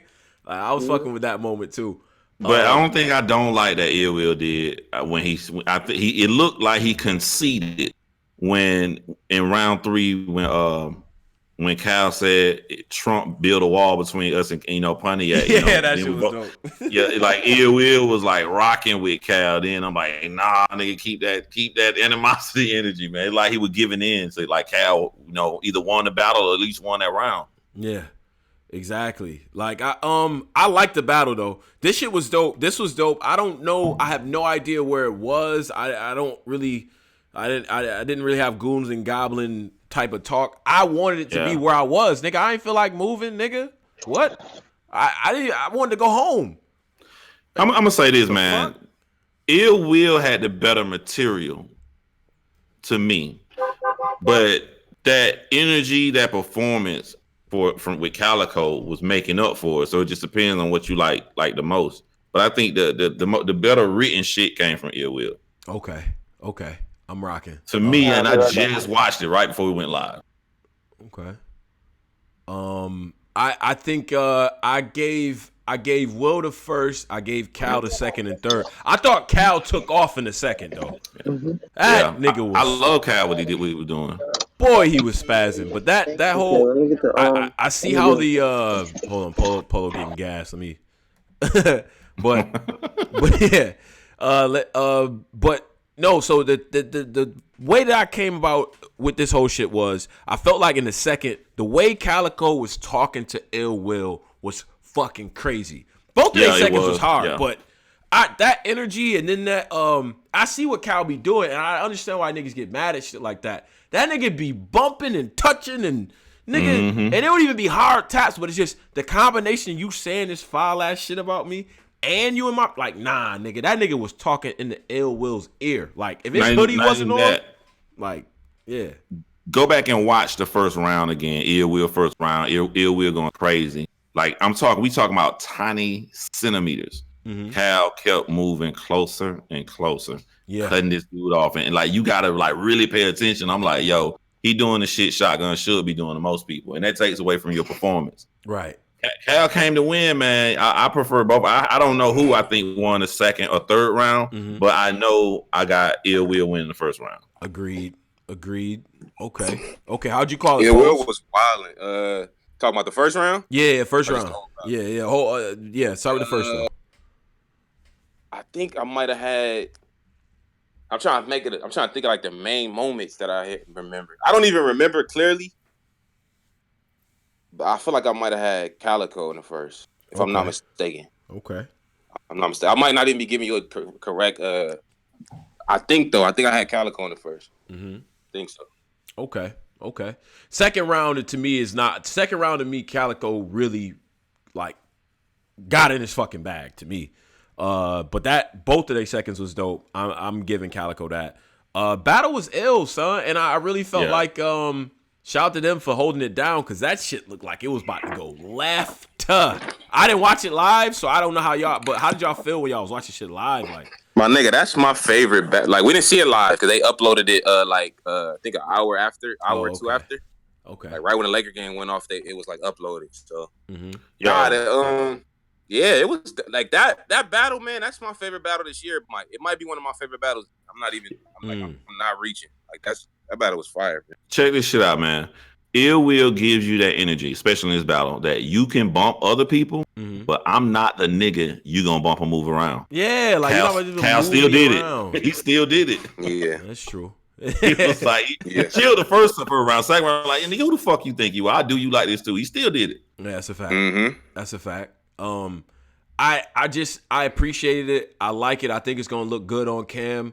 Like when it really comes out on some shit. Yeah, And it reminded me of when Rex battled DNA. Like I like that. Oh yeah, I like that. You know what I'm saying? I like that feel. But but then again, I kind of thought about it. Like we've seen this twice now, where they have to shift it over to another venue. You know what I'm saying? Or we have like a different setting and shit. Like, are we at a point now where y'all really like fans really know what setting they want certain battles to be in? All right, can we? If I paid like y'all, I'd be mad in the building. I'd be I'm pissed. I am actually upset. Me ordering the pay-per-view. I saw all the battles, so I'm cool. I saw all of them.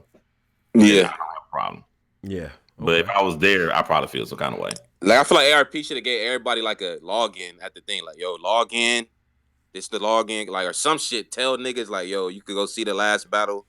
Cause y'all done. I had to give y'all my login to go see the Calico and Ill Will. So that wasn't like you paid to be there. So that's crazy. You know what I'm saying? So, that's trash, man. That to me that's whack as fuck. Cause it's like, especially at the event being the way that it was and the way that battle turned out, that battle would have shifted everybody's perception that left that building.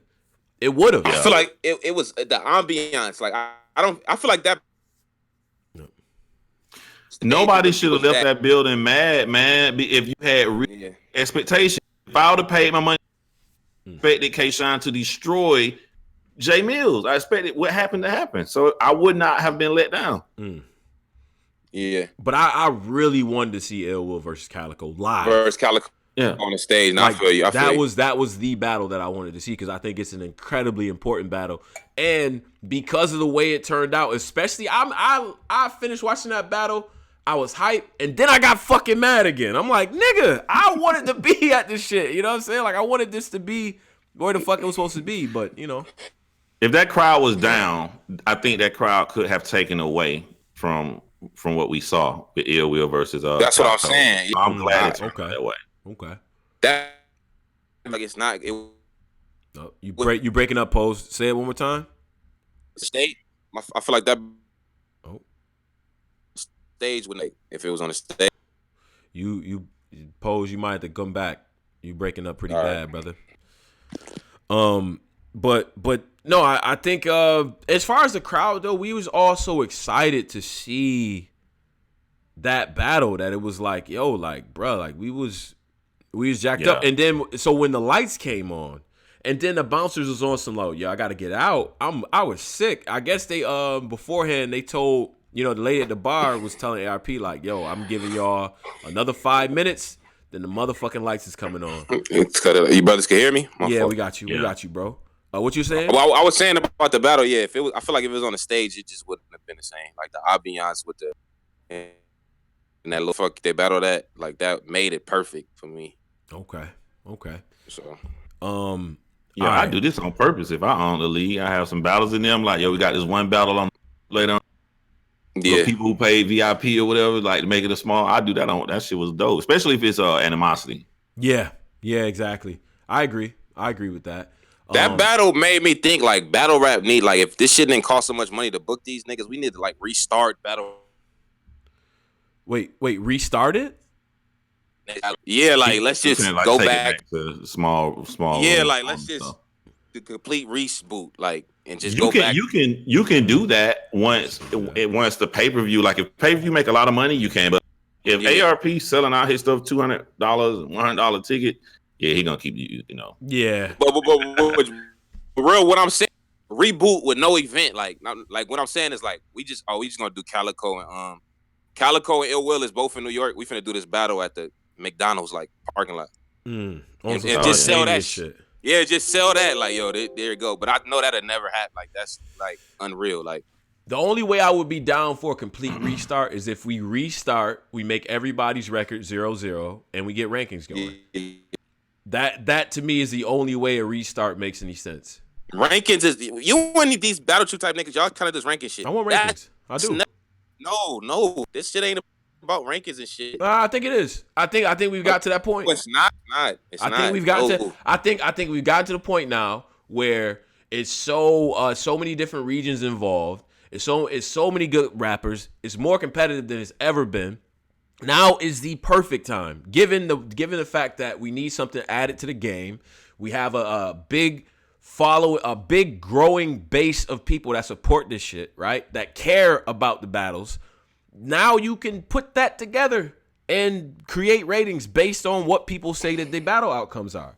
And if you want to be on that, you vote. You make a profile or whatever somewhere, you vote. But that shit, like when we saying rankings, that shit is literally just cosplay, champion. Nigga, this shit ain't about rankings and shit. You know, this shit battle rap. Like, That's true. what the fuck y'all talking about ranking? When we talk about rankings and shit, that's cosplay shit.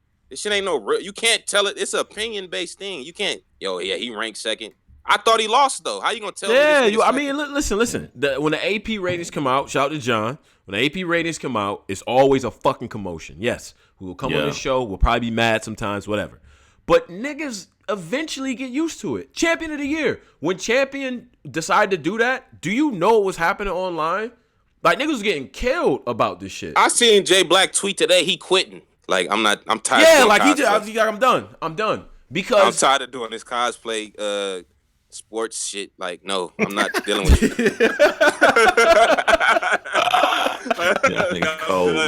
But all this, I fuck with Jay Black, my nigga. I'm just keeping it real. Like, all this shit starts from somewhere, though. Everything starts from somewhere. You have to put a fucking stake in the ground. Yeah, you're not gonna get it right the first time, and you just adjust and correct. But the fact of the matter is, Champion of the Year and Champion of the Night has become battle rap lexicon to the point where even leagues that don't have not affiliated with Champion or URL or anything like that are like, yo, who's the champion of the night?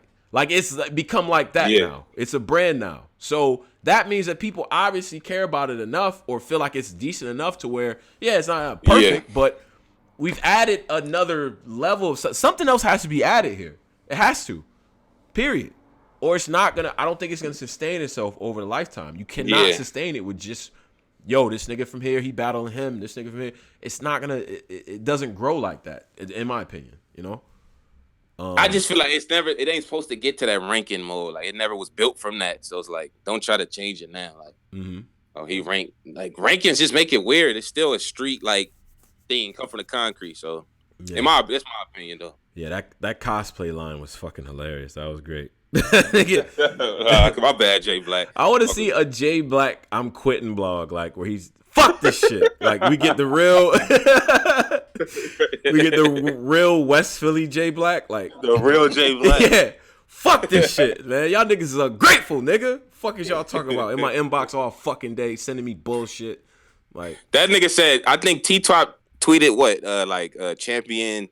Yeah, is biased, the most biased platform in battle rap. Jay Black tweeted him back, "We quitting."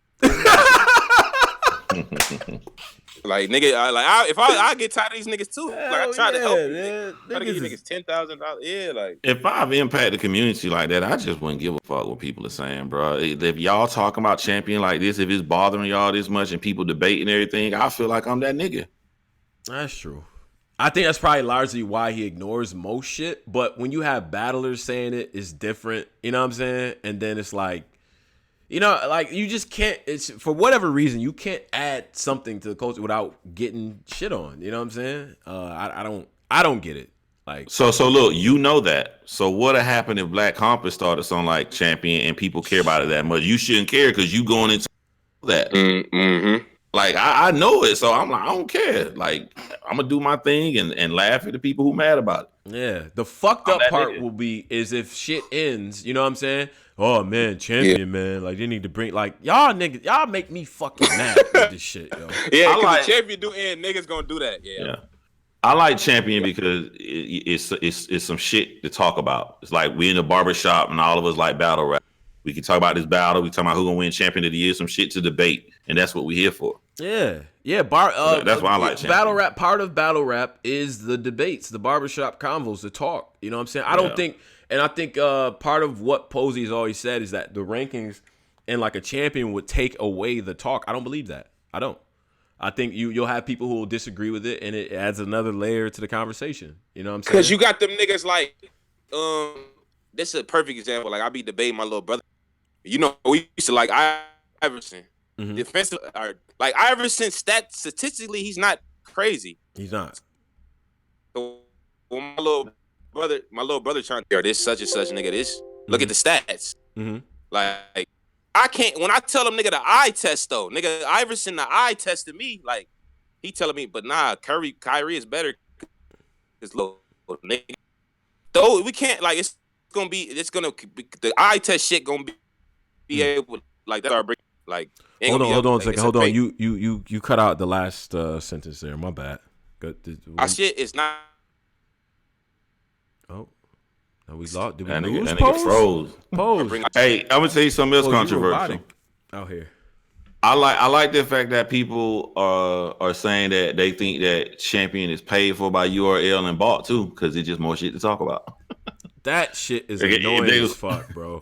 Could you imagine, John? You put all your money, all your time, your effort, you get a studio going, you get multiple cameras, and you spend your time doing production. Only if motherfuckers to tell you to discredit what you've been doing because they feel like you've been fucking co-opted. Like, no, I would not like it if they did that one time. If they did it one, but if they do it and they still watching me, they still giving me 60,000 views of video. They making videos and stuff, calling me biased. I'd be happy. True. I'll be laughing like a motherfucker behind the scene. You watching me, bro. But my nigga, you a Deadpool type nigga. Like everybody. My nigga, everybody ain't like that. Yeah, like, we not. Everybody's not like John, everybody is not like that. Man. Yo, like, John Ryan being Deadpool is fucking hilarious. Why is that so funny? Like everybody is not a Deadpool nigga, man. Like, hey, yo, they talking. Oh shit! All right, that's all that matters. So, all right. So this event overall, I would say, as somebody who was in attendance, I was very disappointed by not getting the last battle. That being said, I know for sure I'm gonna watch Clean versus Jims again.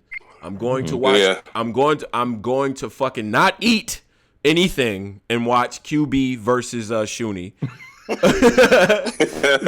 Yeah, shout out to female battle rap. Yeah, shout out to ladies, man. Word up, but no, I'm not eating during that. And I'm going to watch Kayshawn kick Jay Mills' ass and Jay Mills say things. Oh my god, the Adrian Broner line. I don't know if it came across. Triple G. Yeah. The Triple G, Adrian Broner, and the Vontae Davis Marcos lines. Maidana. Bruh. Them Maidana shits, is who he meant. I like niggas nigga was sitting next to me. He's like, I want to walk out right now. Like he was so tight. He was like, yo, what? I'm leaving. The Vontae Davis plays what sport again? Like, what are you talking about, Mills? Like it was bad, bro. It was very bad. It was very bad. You thought Whiskey Business was bad. This nigga had 4 of those.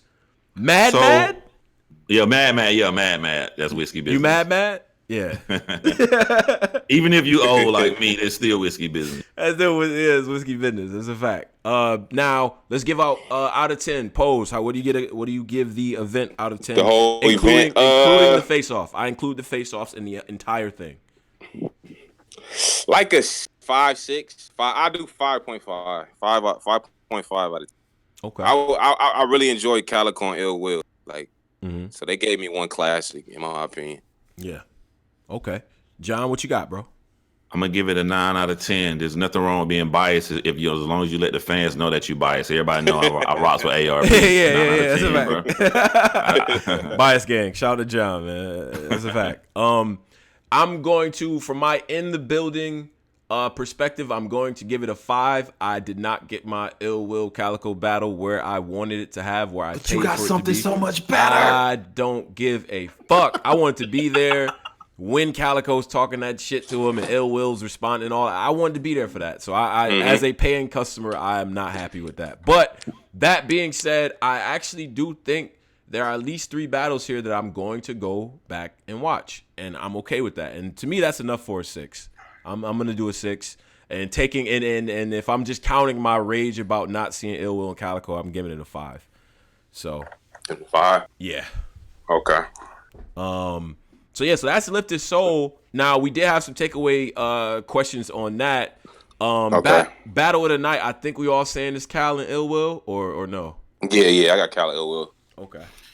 Oh man, I got a big heart. People think I'm so mean. I'm gonna have to go.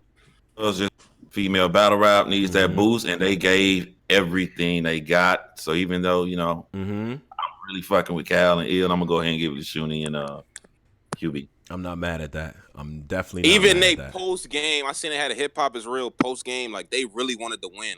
Yeah. Shuni was like, yo, I 2-1 me. Like, and then QB was like, nah, I won. QB or Shuni like, nah, like really go grab somebody. Like, let's see who won. Like that energy was needed. Yeah, that was dope. That was dope. Yeah. That was very dope. And I'm actually very proud of Shuni because she stepped her shit up big time, in my opinion. Nah, she did. She did. But all right, so that was the other joint from Freestyle Media. Duke's Way GMB says $2 you get. He says went from top event to possibly the worst event. So did you feel like as the night went on that this is not turning out to be as good or what? Because of Jay Mills' performance made it feel like damn, because that's the nigga we really I saw who I paid to see personally. Like, let me see what he got. So yeah, but the Calico and it will kind of saved it for me. Like at the last second, saved So it for me. I have a question. How do we break up when we see an event turn bad? How do we break up who's at fault? So if something goes wrong, it's automatically on the list. If K-Shine smokes the fuck out of J Mills, that's on ARP? That's just how it works. You know how this shit work. Like it do. Like for some reason. Yeah, that's how it is. Yeah. Hey, Bias gang in the building though. Bias gang in the building. That's a fact. Yeah, hey, that's on ARP. That's on or no? But you right though. It really. How is it my fault for? But like I try to get y'all a dope event, but how is it my fault? Like it's not. It's not. The only thing that I'm holding ARP accountable for is the timing here, but that's about it. Everything else is on the MCs. But you know how this shit work. I mean, it's just like a QB. You know what I'm saying? You could throw the pass perfect. If he bobbles it and another nigga picks it off, that's an interception in your column. Yeah. So it's how it works. It's just how it works. It's just how it is. But okay, so shout out to Brell. He says 1SK is URL's PGs. Not hard to figure out. I disagree. The PGs is a lot more structured than that. And I don't know what Lawrence is doing in terms of recruiting. It looks like he's touching different areas and so on and so forth. I salute to that. PGs do that as well. But there's a lot more structure to what they got going on in the PGs. So I think that's a little premature, bro. Yo, how are you reading the super chats after they've already gone? I have copied and pasted them in a notepad. I have like cool. I have like 10 windows open. It's just a lot of shit going on. I got you. But yeah, so that was dope to me. Yeah. I mean I don't know. I did the URL PGs. There is nothing in bad, and this is why I say people are worried about the wrong shit. No one has a farm system that's fucking with URL's farm system. Period. Nobody. Period. Like nobody. And until some league comes up with a better way to get new talent and push them and bring them on the platform brand new, you know what I'm saying? That's still gonna exist. To me, you can't beat URL 1 year by having, two powerful events. You cannot. You're not. It's not long-term success, in my opinion. They was kind of the first people to do that. Like when they introduced Clean and Be Magic with, this is called Proving Grounds. Like exactly. So like they took that lane. If y'all didn't run Black Compass, y'all just regular Battle Rap fans. Mm-hmm. Is there a pay-per-view that you paid for that you would not have paid for? Ooh, this year? The one where they beat the one where they beat up Rome. Oh, okay. I think that was Survivor Series. That was Survivor Series 2. Yeah. You would not have got that one. That's it. Yeah, I wouldn't. I didn't like that one at all. Yeah, I didn't like that one. Yeah, I was. Yeah. I think that's probably the one that I would. That's probably the one I would pick too.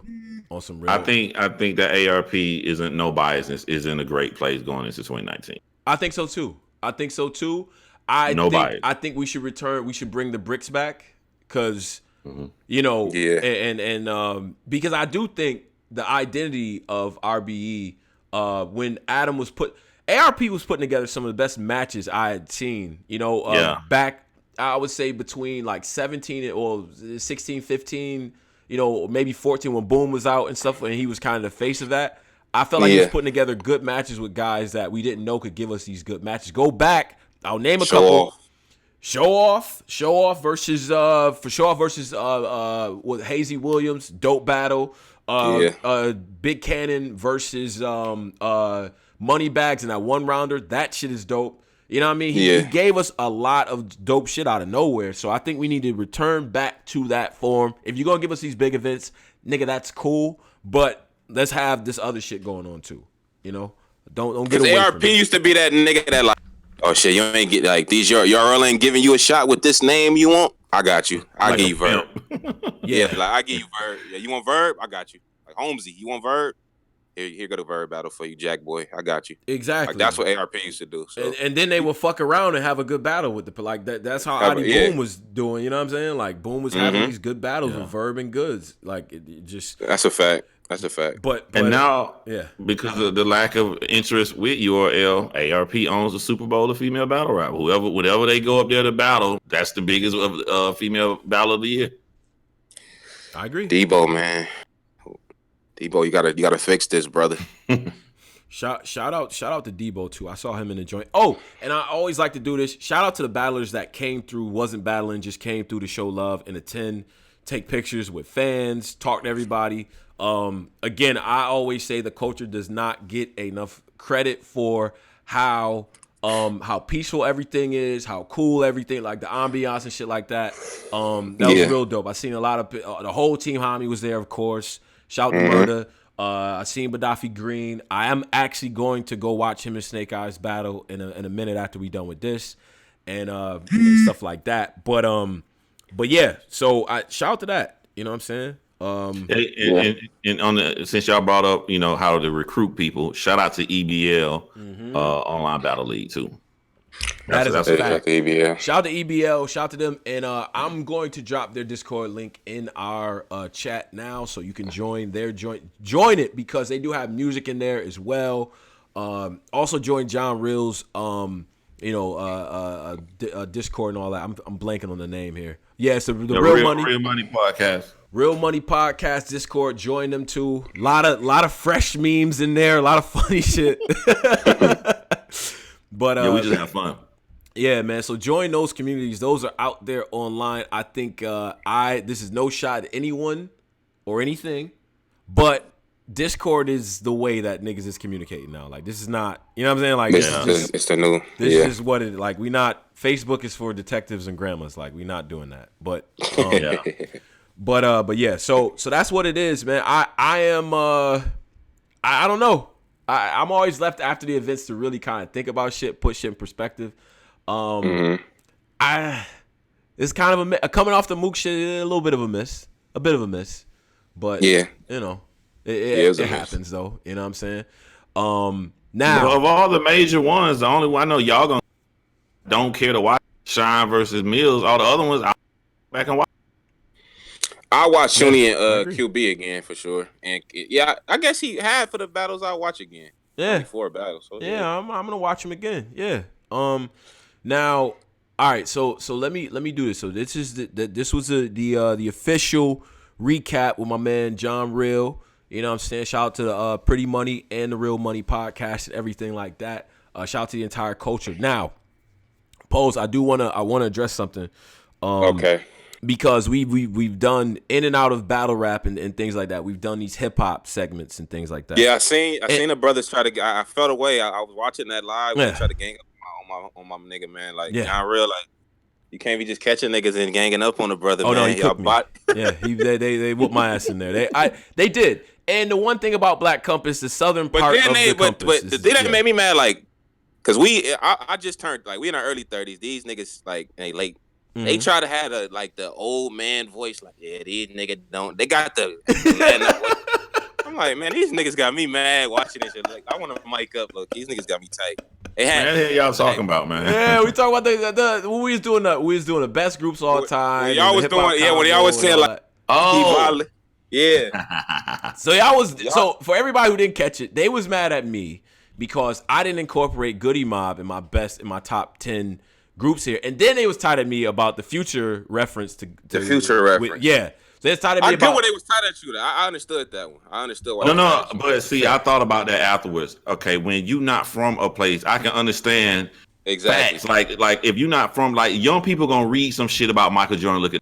But if you saw Michael Jordan play, you know shit different. Mm-hmm. So I can see if you read this and one of Goody Mob is saying they affiliated with with Future, you got to go with it. It's a fact. That's you a read fact. that. Yeah. But I'm just saying, like here, like nigga in the ATL, nigga, nobody think about no fucking Goody Mob, no shit when they talk about Future. Yeah, it's totally separate. But I can understand why you would say that. But overall though, we do get a lot of flack from shout out to the whole SEC, everybody down there. We do get flack for lack of Southern representation.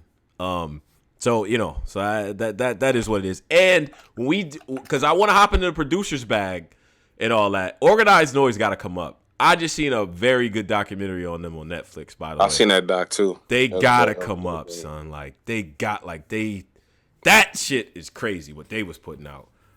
Yeah. But as far as punching on the Southern, wait, John, let me ask you something.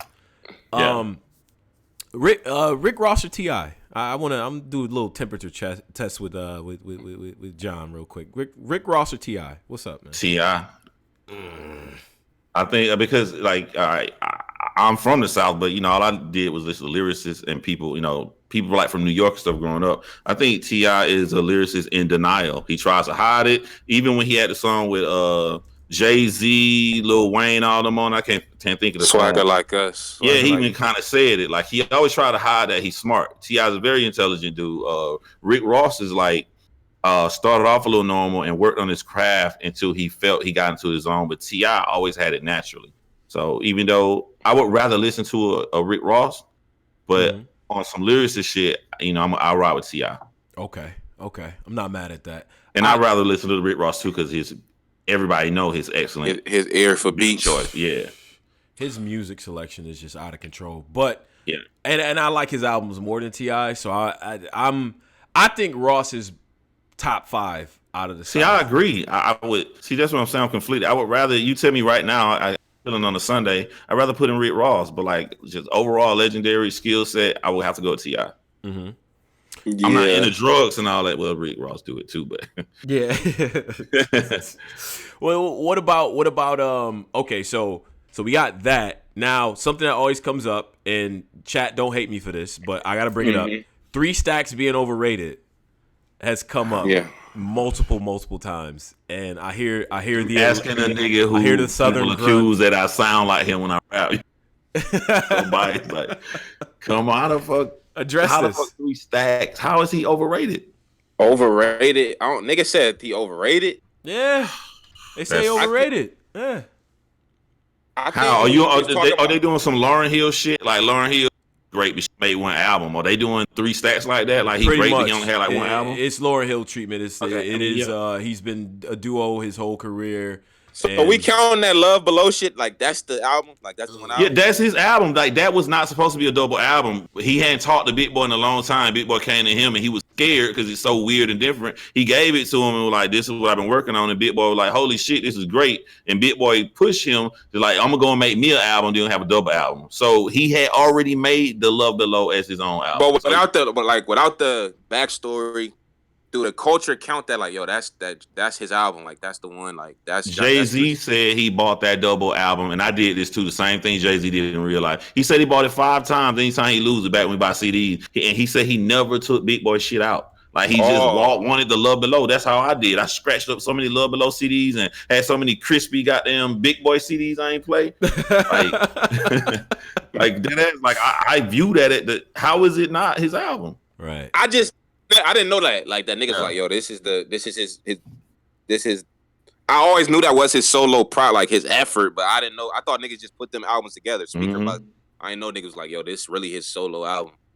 Everything was done. He just called Big Boy in to get on a verse. But all that shit had nothing to do. Big Boy didn't even know it was made, so I gotta put that as his album. Okay. But that be my. I guess that's my thing with this 3 Stacks when we talk about like not MCs. Like when we talk about rapping, he up probably top 5 type shit. But when we was doing an overall list, I don't see how he that high.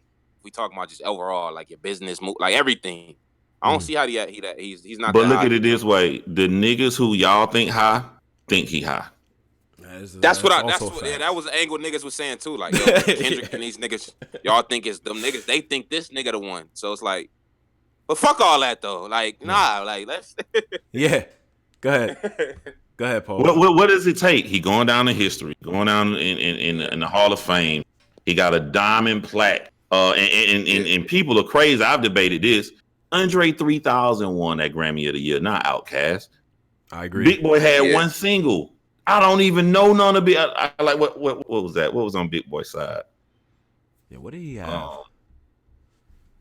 He had the one with the Patti LaBelle was in the video. I don't know. It was a nice little hit, but like a cohesive album, all the biggest hit, the biggest country in the whole world, and all the man, Andre 3000 won that Grammy. Yeah. The way you move. The way you move was a nice like. Boy, that song goes, man. On some grown and the sexy way you move. lounge. What? You ever go to a lounge and the way you move? Come on. But check this. What you're saying is right, but the way you move, and I'm just gonna be realistic. The way you move is like a black movie that we all like, but it only stayed in the black culture. Hey y'all is like broke out into all other cultures. You know how you want that one thing to cross over? Like, we all gonna love the way you move. We gonna play it out, shit, cookouts and everything. But hey y'all is gonna be, Hey y'all was crazy. Yo, yeah. Like the way y'all got me in there. Y'all got me feeling the way, son. On Sunday, that's a Sunday cleanup, like Pine Sol. You know what I mean? Like that whole equipment and all that stuff, man. Yo. But on some underrated shit, I think Big Boy is he's underrated on some Redman shit of the South. Like he is super duper crazy underrated. Like you're gonna get me beat up down here, man. I'm not a Big Boy. Oh man, come on. And I'm in the ACL. Like I don't. He not bad. He not bad at all. It just. What's great? Let's go down Big Boy great list. That Sir Lucius Left Foot shit is cool. I always liked that album, son. I ain't gonna hold you up. That tip, my nigga, right. I'm trying to think of classic Big Boy verses right now. I'm going through the albums. I'm think of one too. So he didn't get. He kind of gave he gave Andre a little bit of work on that Bombs Over Baghdad. I ain't gonna hold you up. I always liked Big Boy verse as a kid and shit. But yeah, but I ain't really like that song. What? You like Bombs Over Baghdad? I think that was I didn't really like that album. That album had that Toilet Tissue and shit on there. No, that was a real song, man. Toilet Tissue. Big Boy on Miss Jackson. I'm trying to think of his verse. He was played them up. Rosa Parks. All the classic moments come from Andre. Me and your daughter. Come on, man. Rosa Parks, I think he had a better verse on Rosa Parks, right? Nah, every girl in the club stopped dancing and forever, ever.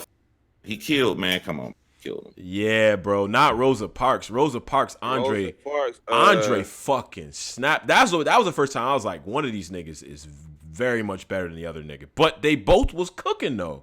So I feel like Big Boy got him at least 2 times. Like I just can't think. He got him. Kenyatta Moore, right? Like on Southern Playlist, Big Boy was shining because I think that was more his genre. I think Andre was trying to fit in. Yeah. So, once he let Andre just be himself, it's like it got bad for Big Boy. Yeah. If I was Big Boy, I'm being honest. You know what I'm saying? Pretty Money, 3 stacks, and I'm Big Boy. I would feel uncomfortable about bragging about my Grammy, and I'm dead serious. Damn, son, uncomfortable. I wouldn't feel like I earned it on that double album. They sold 10 million copies. First rap album to go album of the year. All I went for how did Big Boy earn that? That's true. Yeah. I don't know. I always thought Big Boy is nice though. Shutterbugs is fire too. As a single, for him snapping on it like that. We got to get a whole list of where Big Boy beat Andre. There's a couple times he got that nigga though. We got to really look through it. He got him a couple times. All right, so one more thing on some Southern shit. Cole, Sci-Hi, Crit. How do you rank those? 1, 2, 3 order. Cole, Sci-Hi, Crit. John. I was just hoping I didn't sound like the way to go. But I can't help it, man. I gotta go the way to go. You know what I'm saying? Cole, Crit, Sci-Hi. That's my order. Cole is gonna suffer the same shit you suffer from, and that's you love your community so much you want to give back. You trying these dudes to get them paid and buying these beats that aren't hot. Right. Like to me with Nas' album Godson, the worst thing about Godson was the beat selection. I agree. I thought Cole would be making his Yeah, Like, he do. Yeah, Cole be making them too. He need to let that go. He got to stop. Not a whole album. He has to stop. He has to. It's like how Eminem started. Like Yep. it's like because when you hear Eminem, you're like, oh god, here goes an Eminem beat. Like, you know, what I mean? he got that. Like, Yeah, the shit sound mad DIY. Like I'm not. Yeah. I hate that shit. That nigga influences his ass. Word. And my thing is like when once the fans starts noticing, well, Rick Ross picked good beats. I mean, he had his whole crew knew it before we all knew it. Like you hear shit close in the crew. Like once everybody starts saying how Nas is not choosing beats correctly, you using Chris Webber and shit or J. Cole. Like what his crew got to be telling him this too. Like, okay, you got the lyrics, you want to deliver your message. Let's go out and get some good beats with it. Right. Somebody got to be saying that shit too. You got to know. Like, yeah, these people in these entourages got to be telling niggas like, yeah, nah, you might want to. But see, I feel like a lot of times with the famous people, they so insulated from shit. You know what I'm saying? Like, people be scared to tell them that they shit is whack. Like, you need that person that's a nigga from around the way is like that. You know, since it was young, was telling you when shit was whack. You need to keep that person around. Yeah. Like, nah, nigga, that's whack. I don't give a fuck how much money you making. Like, that shit is trash. Nah, yeah, you do. I feel like that's what happened with Nas' last album. Niggas was scared to tell him that shit was whack. That shit. Talking about the 7-track album? Yeah, that's terrible. That Kanye. Yeah, that shit horrible. Like, no. Like, I said horrible with an A. That shit is bad. Horrible. That shit is terrible, man. Fuck out of here. All right, so John, you heard what Darius said, man. I just want to say this out loud because this is dope. Yeah. He said, imagine Rick Ross selecting beats for J. Cole. Yo. Classic. Classic. Cole rapping off of shit like Rich Off Cocaine and Santorini and, you know what I'm saying? Like, what? Oh, yeah. He would murder that shit. Or any of the Maybach music beats, he would kill that shit. It's meant for Cole. Like, he's soulful as shit. How come you can't get Bink and them to do something for you? Knife Wonder, nigga. Ain't he from North Carolina? Like, go call these niggas, son. Like, even though Posio, I forgot Posio like Knife Wonder. I don't fuck with Knife. I don't fuck with Knife for real. I feel like Rick Ross content match his interest, like the beat selection, like the shit he rapping about. It just match how the beats for some reason. Like this the content, in my opinion. Right. Him talking about yachts and shit. Like J. Cole gonna be talking about trying to help people on the beats. It don't work. Yeah. These are not help people beats. These are not altruistic. You're supposed to sell drugs and fuck bitches to this music. I don't know what you're trying to do, Cole. Yeah. Like, J. Cole need a haircut too, by the way. But that's neither here nor there. He do. Because I don't know what he's trying to do at this. Like, first it was dreads, it was Sideshow Bob. I see Hove doing that stupid, I'm not going to cut it, leave it nappy, but to get it lined up shit these niggas be doing nowadays. Hove been making me mad every... Jay-Z is doing that now. Like, nigga, you 50. He stopped being like, just be you old man. Just be old man. We still fuck with you. You old. I think they reading though. The stuff he talking about, he getting into black politics and she dressing like Nubian princesses. Their daughter got natural. I think they reading and they didn't. That comes with kids, it. Like when you get pro black, it comes with the I don't do nothing to my hair. Like no. Yeah, it comes with it. Like you only okay. Yeah, you don't brush it anymore. You just let it do what it's gonna do. But I thought that was his I cheated on Beyonce and y'all know about it. I thought that was his rollout for that. I thought that's why we was getting no shape up Hove. Like Egyptian pendant. So you think that she was the first person into the pro black stuff and then he got into it with her? I think it was Solange, really. I think it was Solange's influence on Beyonce. Then when she kicked that nigga in the elevator and shit, that's how you know that shit was really real.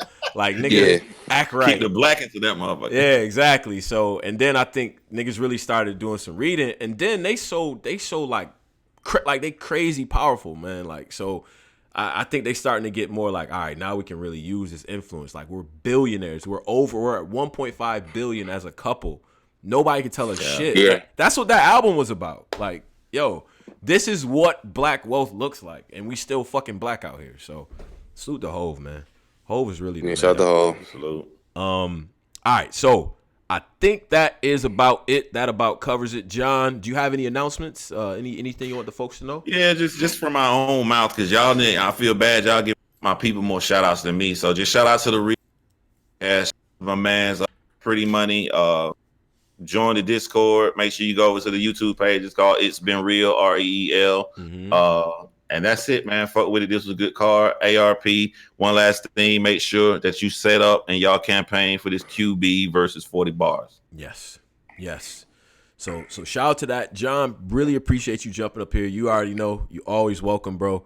You know what I'm saying? You was doing this shit well before all this live era and all this shit going on. So salute to you for fucking with us on that. This brother, one of the most like entertaining brothers. Yeah. But like if you like when I be playing 2K, like when I'm done with my priorities and it's like late as hell, now I know he on doing some bullshit, like fucking with people. Yeah. Trolling, talking about rapping. You know what I'm saying? Make it shout out to making the rock music too. I ain't gonna hold you. That was just that'd be my thing on Tuesday. Like I'm gonna listen to John shit, do fuckery, fuck with people, and play 2K. Like that's my Tuesday and third. What days you be going live? Tuesday and this will be Monday morning because I'm off. But yeah, you gotta have the fuckery, man. You gotta have fun, man. People, fact. Well, I be. But you know what I like about you, John? Like the niggas that like I told Tone behind the scene. I said this is why I like John because we like to talk about battle rap, but it was like a little period where it was dark web niggas that kept like, create narrative back and start fucking. What you breaking up, Pose? You breaking up? That's that dark web fucking with him. Well, yeah, one more time. Dark web's attacking the stream. But go ahead, Pose. I said John used to because remember the era where the flag and shit happened. Yeah. And then niggas was like, yo, y'all like the dark web niggas start like, yo, y'all niggas is doing it. Champion is doing it. John came here and start like dealing with dark web niggas, make it like trolling them. Making them mad. Hell yeah, you got to take the power from people. Like, show you ain't scared, and then like that way y'all can have fun, y'all can do y'all stuff, and then I don't care if they fuck with me. Like I like it. So John kind of took the heat. Like, yo, John handling them. Now we could get back to work, man. John is like really making them niggas mad. Like he's sitting these niggas down one by one. That man, I said if I wake up one day and I got man to Tony, bro. Oh God, I'm getting off Twitter. Like I'm not. No, like leave me alone for about a week. I'm gonna let that shit go over. He just texted me asking me who I had in the Ill Will versus Calico shit. So I'm telling him to check out the podcast. Okay. Yeah, man. Shout out to ARP, man. He really cares about the quality of his shit. He always asks shit like that. Oh, by the way, the people who didn't get a chance to see Cal Ill Will, he said he was gonna issue partial refunds to those people. So ARP, shout out to you for doing that. We'll hold you to it. But yeah, I think with that being said, man, on behalf of Battle Rap, for sure. Oh no, I forgot the Patreon. Go to the Patreon. If you got the Patreon, we put the story. We got the last show up there. We got the Tales from the Crypt shit up there. We got the story time. So yeah, go join the Patreon if y'all haven't, man. Some shit up there. And if you are involved with the Patreon, you will get this show on the Patreon, like right after we hang up. So this will be available to you. All right, I want to go off. Yeah. You feel me? Anyway, I think we all good. We up out of here, man. Black Compass, on behalf of the entire team, on behalf of Battle Rap, shout out to everybody involved with the RBE event. You know what I mean? Congrats on another safe, good event. You know what I'm saying? Shit we got to talk about and all that, man. So the battlers and Battle Rap. Black Compass, Real Money Podcast. John Real, we up out of here. Holla. Peace.